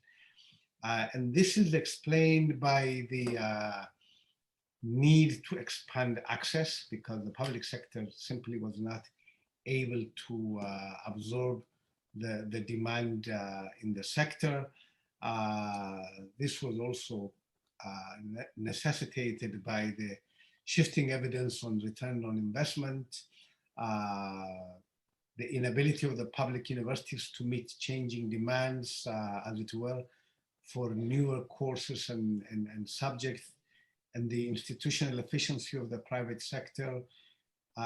All of these led to the growth of the sector. In the 90s, witnessed passage of, as I said, enabling legislation and regulation that favored this.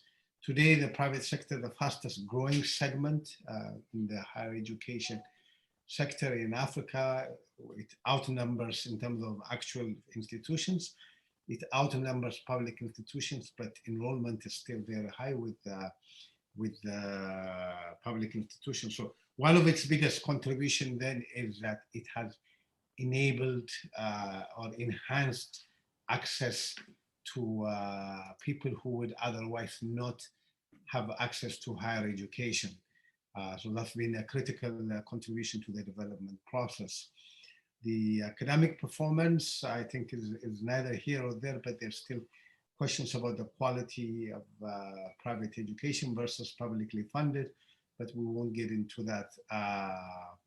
A key issue or a key contribution of public institutions to this debate is that public institutions emphasize teaching and research, and they have the infrastructure to perform such functions, whereas private institutions tend to be limited to teaching and the transmission of knowledge rather than the generation. In the development process, I think this continent does need innovative thinking from its higher institutions, and I am not sure the private institutions are the ones to provide that. So in that sense, private institutions play a limited role in shaping the future vision of Africa or the respective countries. Similarly, my colleague pointed out the application of the ability and willingness to pay principles in the admission process also creates a barrier to entry, which subsequently leads to widening inequalities between the public and private institutions. Public institutions, the debate is not really whether public or private. I think that both of them have their contribution to make in the development process into the broader objective, but one cannot substitute for the other because private institutions do absorb the excess demand for higher education and expand access, which is a critical contribution to development. While the market is best at ensuring efficiency in the delivery of public, higher education, of course, the state is much better suited to protect, as the protector of quality and equity, and to redefine the role of the state as a regulator, and quality and standard setting role is I think an appropriate role going forward.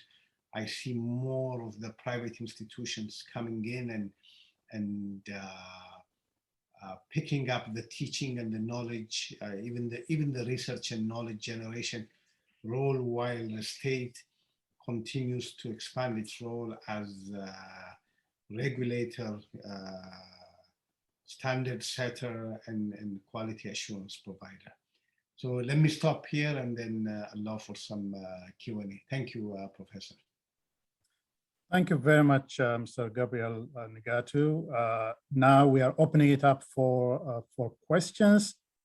Maybe taking my role as moderator, let me kick that discussion by asking one question to both Roberta and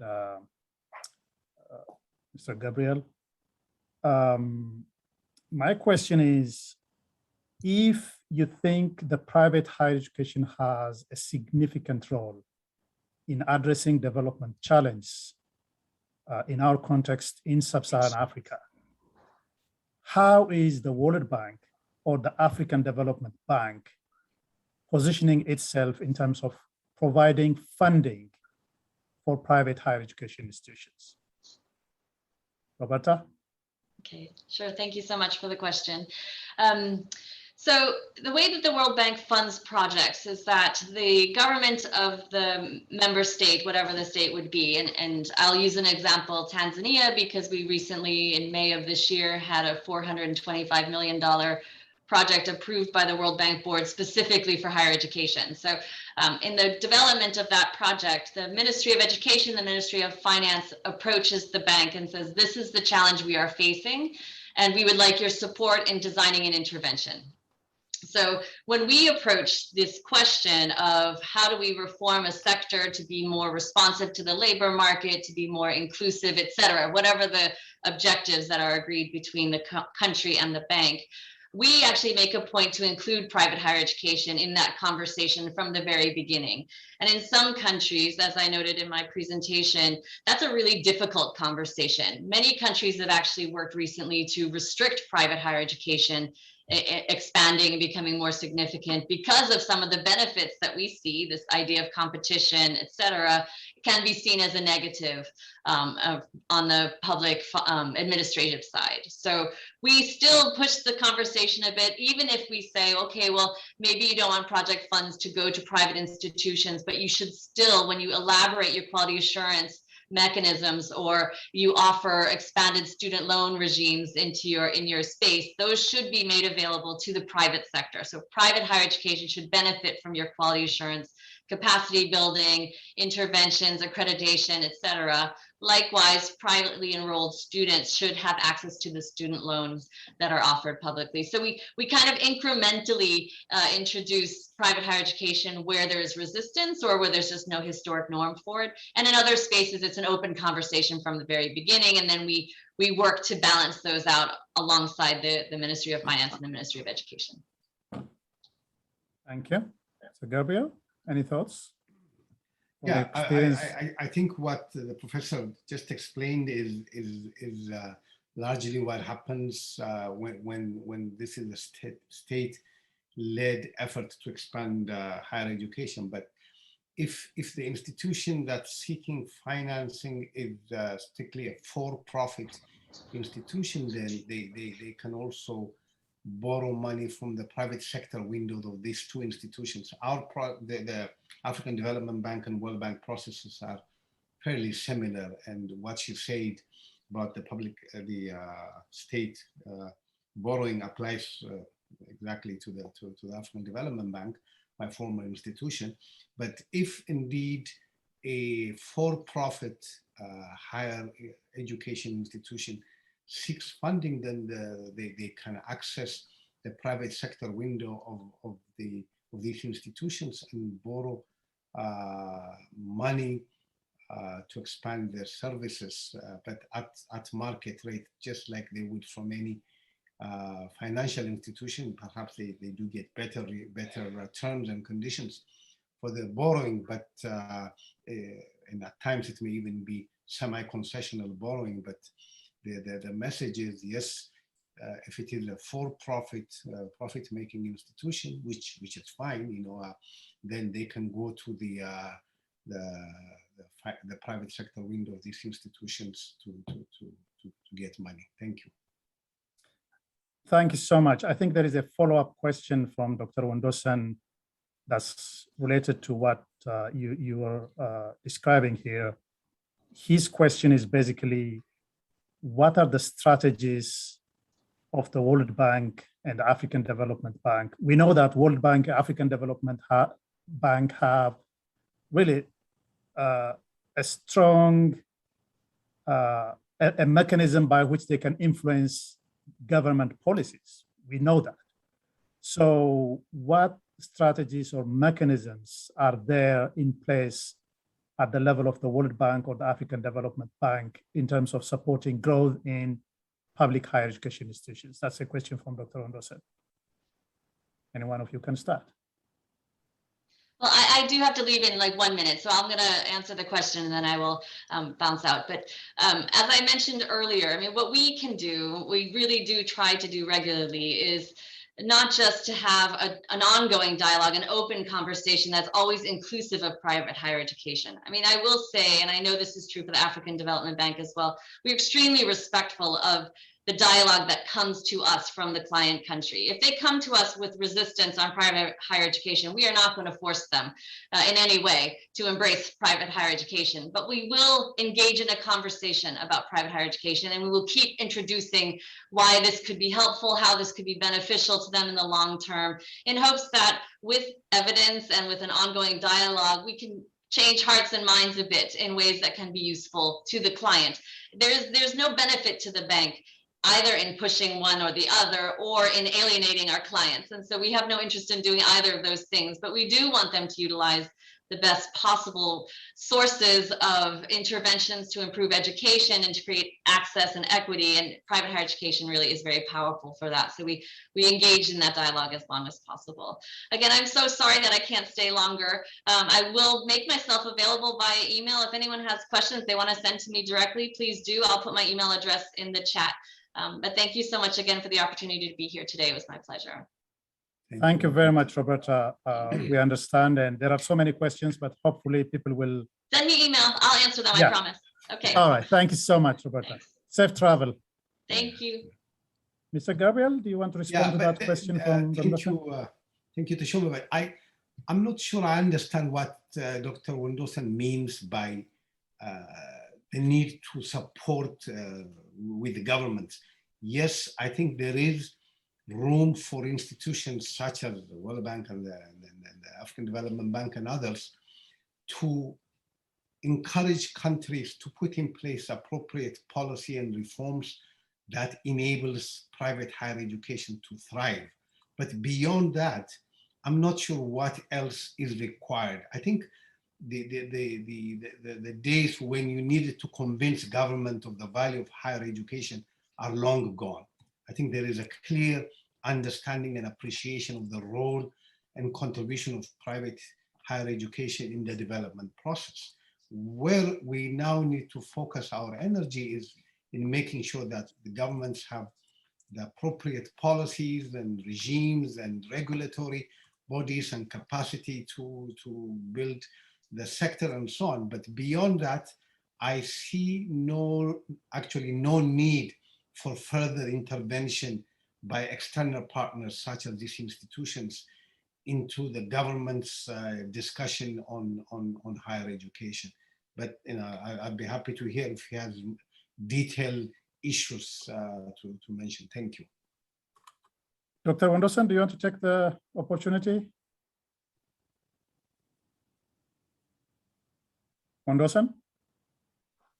I was actually thinking in the list of possible strategies which have been quite common since the structural adjustment days that you were talking about. At one level, there is this issue of funding and financing that Dr. Tashoma was talking about, whereby somehow I'm not that, I don't have that detailed knowledge about the African Development Bank, but the World Bank has this route, which they call the IFC, which is still trying to provide, financial assistance in the way of loans, as you said. And there are also these technical assistance directly provided to private higher education institutions. There is also this advice element that you were telling us about, which is provided to the government. Whether they take it or not is a different story.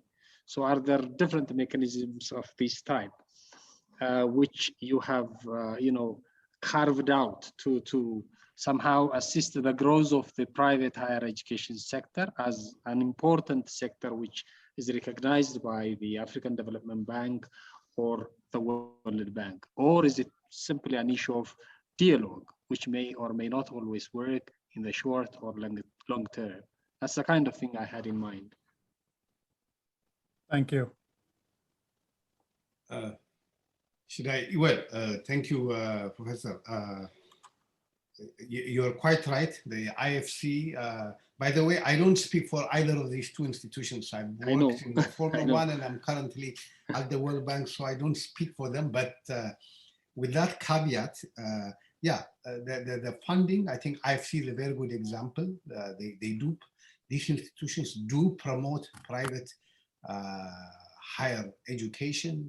They believe the state's role should be limited to certain areas, in the private sector should step forward. They do provide resources both in loans and technical assistance and managerial expertise and so on and so forth. I think the best way, in my view, the best way to use or to push these institutions is through getting them to help dialogue with the government to open the space for greater policy reform, greater enabling environment, quality assurance. Nowadays you hear universities that occupy one room and one floor and this and that. Standard setting, the public sector, the government should focus on the core areas where it can make an impact and encourage the private sector.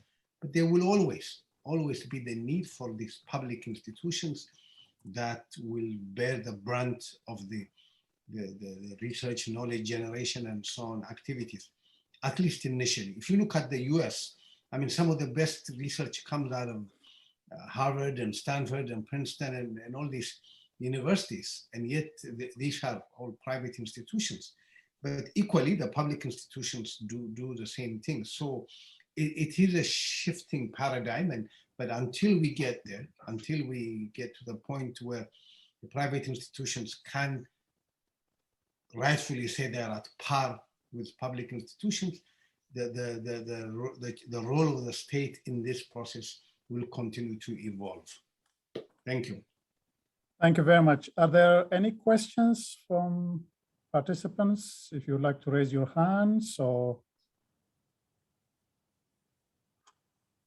Okay, if not, there is one question. I don't think it is necessarily addressed to Mr. Gabriel, but to anybody who would like to reflect on. That's about the change in hearts and minds of the World Bank in particular about the rate of return in investment, about higher education. The question was, why was the change happening? Is it based on data or what? I don't know if Professor Damta or anybody else would like to chime in here.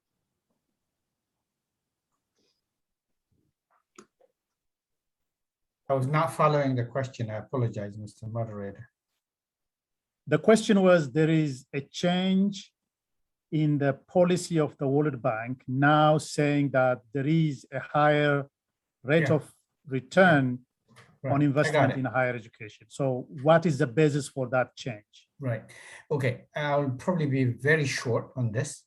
I was one of those people who were fighting the World Bank as a student and later in my life, largely because, the World Bank, according to their flawed studies, private higher education is a list, the rate of return on investment on higher education is pretty low. Therefore, you might not as well invest on it. So in fact, in 1986, when the vice chancellors of African universities met in Zimbabwe, they simply told them to close institutions and send students to European universities. That was the whole story, largely because the rate of return was low. What changed is a very interesting question. What changed was recently, well, not so long ago, they actually looked up the figures and they found out, in fact, Roberta was actually trying to show that slide as well. The rate of return on higher education in Africa is actually the highest in the world, 21%. That means that now there is a reason for investing in higher education. So that's the whole reason why investment on higher education is now fashionable. But I actually can tell you that this trend has changed some 20 years ago when constructing the knowledge societies, a seminal paper was published by the bank in association with UNESCO. I will stop right here because this is something I'll be writing forever. That means it's going to be a long conversation. I will hand it over back to you, Mr. Moderator. Thank you so much. That's very helpful. I hope the person who asked that question got some background why there was a change and what was the basis for that change. And thank you so much, Professor Damta. I see Bethlehem. Are you raising your hand or are you clapping? What do I see? You are clapping. Okay. Are you clapping for Professor Damta?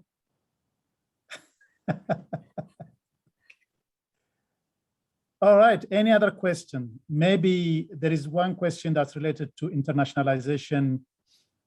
I don't know if anybody would like to respond to that question. Probably it was to the previous presenters. The question is from Shimalis Teresa. The ever essence of internationalization higher education is long. However, its fruits across the globe is still less. How do you feel that?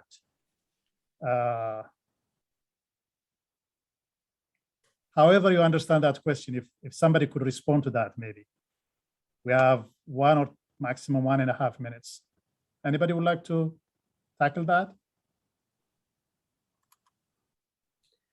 Well, okay, I am tempted. If you go ahead.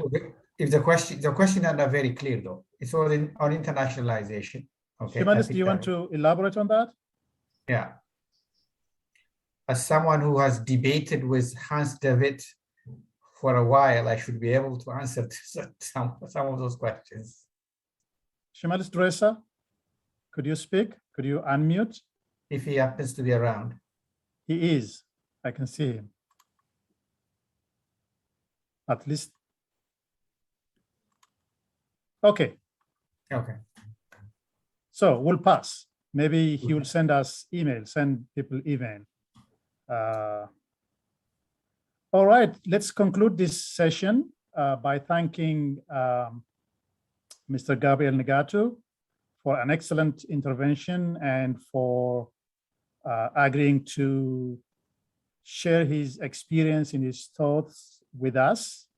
We are really grateful. Thank you so much. Thank you. All right, so we are heading to the last session now. Bethlehem or Ms. Ghana, could you put the bio?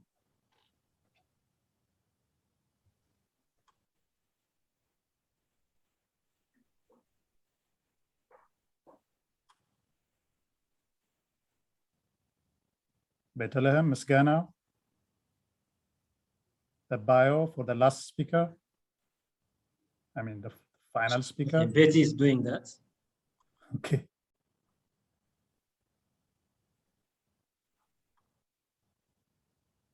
All right.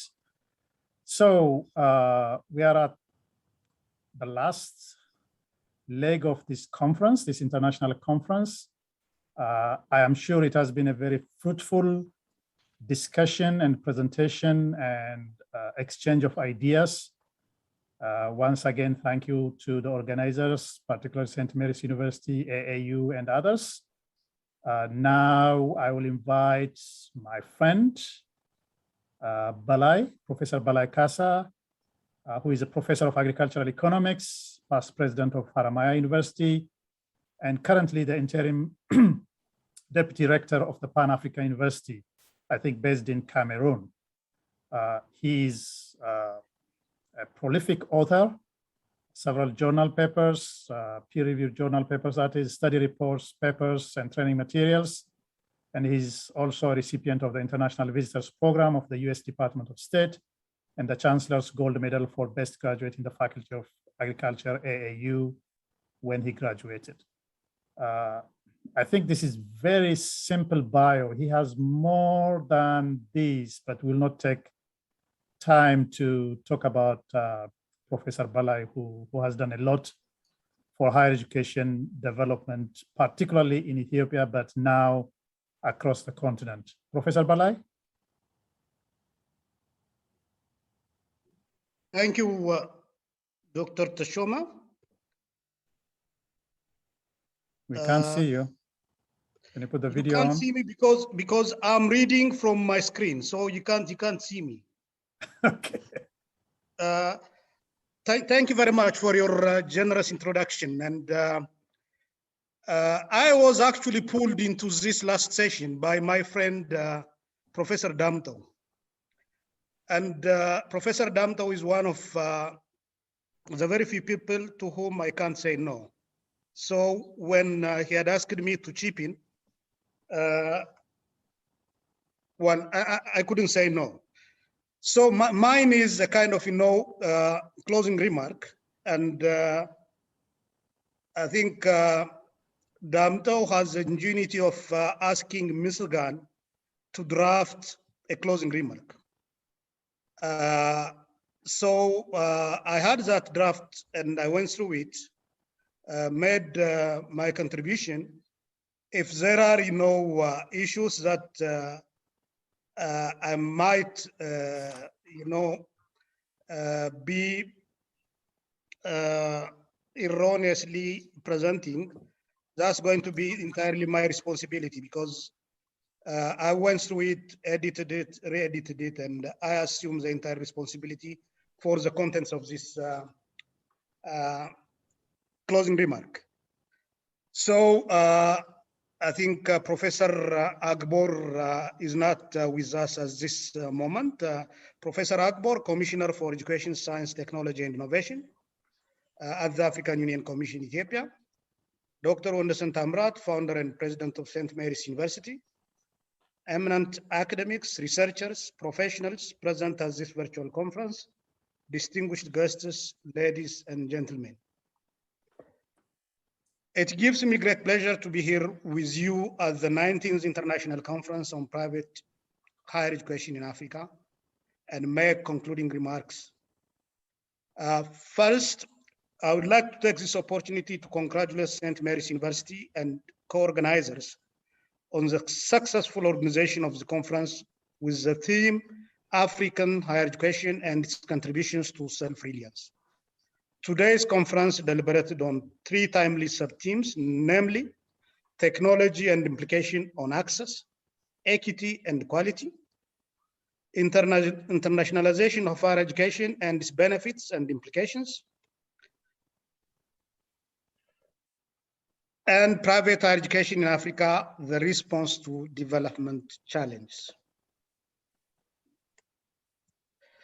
Research is one of the core activities higher education institutions are required to undertake. In this regard, St. Mary's University has demonstrated its commitment by organizing several research seminars every year.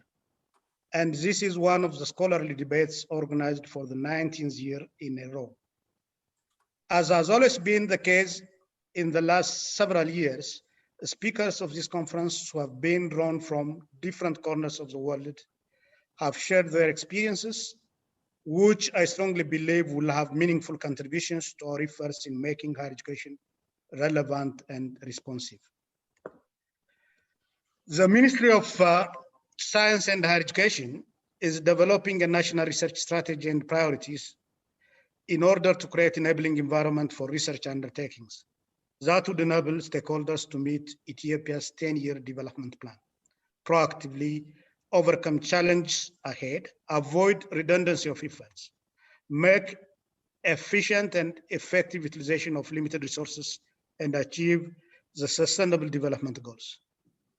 The issues discussed at this virtual conference are among the core research areas that the Ethiopian Ministry of Science and Higher Education aspires to get focused scientific investigation done on, to ensure informed decisions are made towards Ethiopia and its neighbors' socio-economic development agenda.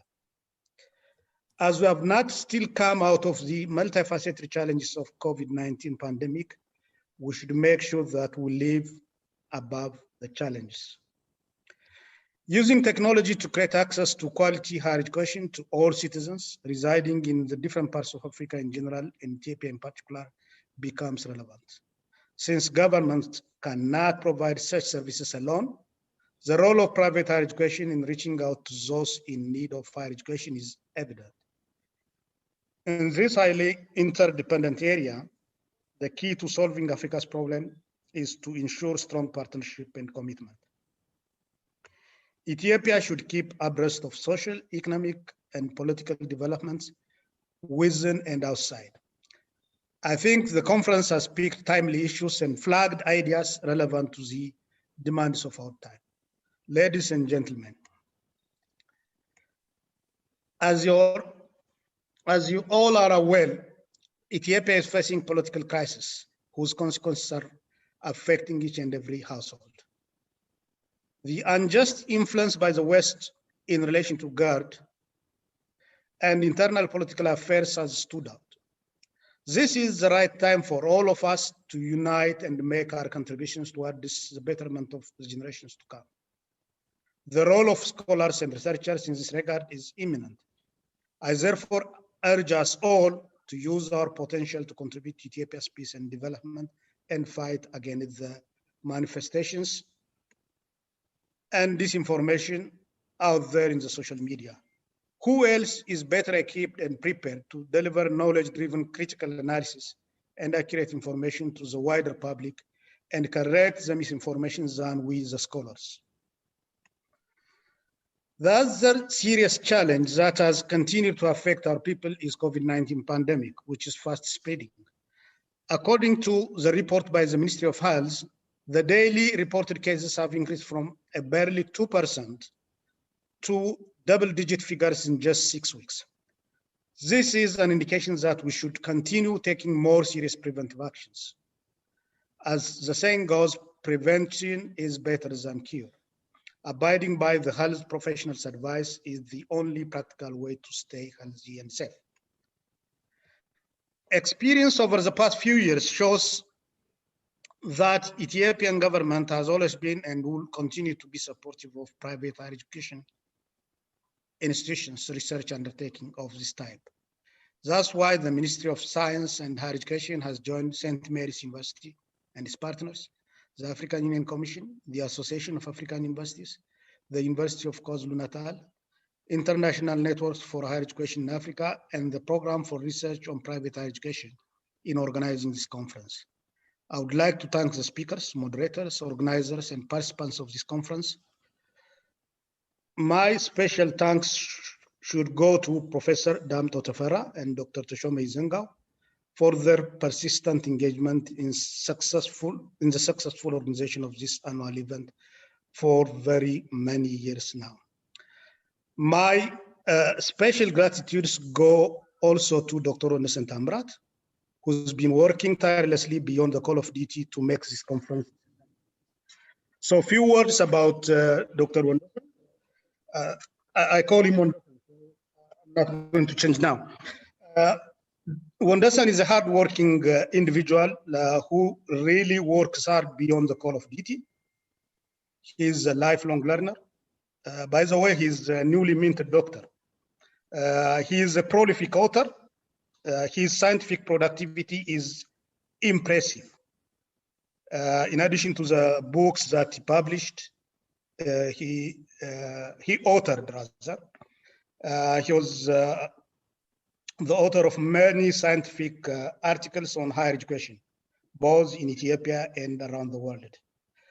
He has an inquisitive mind, and believe me, he's one of the very few academics in the country that have been consulted to advise on policy development and evaluation on higher education in the country.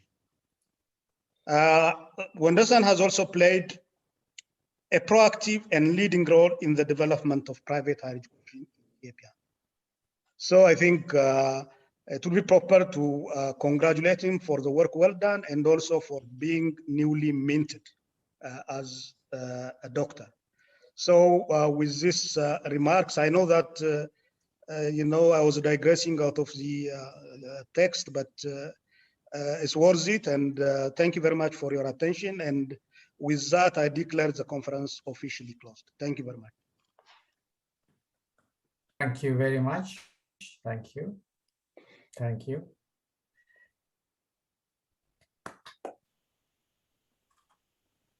You can all unmute yourself. Thank you very much. Thank you, Prof, for wonderful presentation and our slugging it all the time. Appreciate that.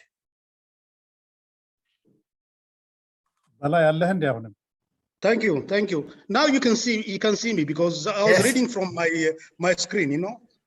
Thank you. No, you are technology challenged. That's what we call it. No, you know what happened. I was in the office and my internet connection was unstable, so I had to rush to come home. Okay. Yeah. By the way, it's okay. We should it's okay take to photos. digress at your age. I agree. But Teshome, you have to be very careful because you are only 1 year younger than me. So this remark also applies to you. I am blessed. I am that old.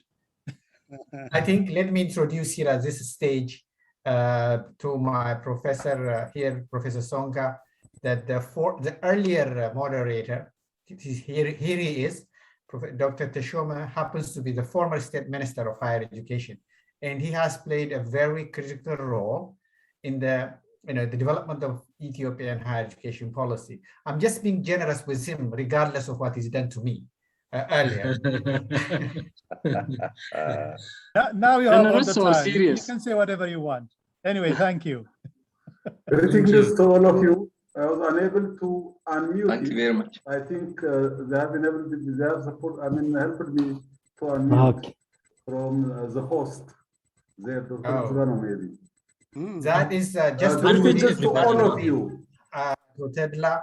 He is the deputy vice chancellor of the St. Mary's University. He's one of the forces behind those institutions as well.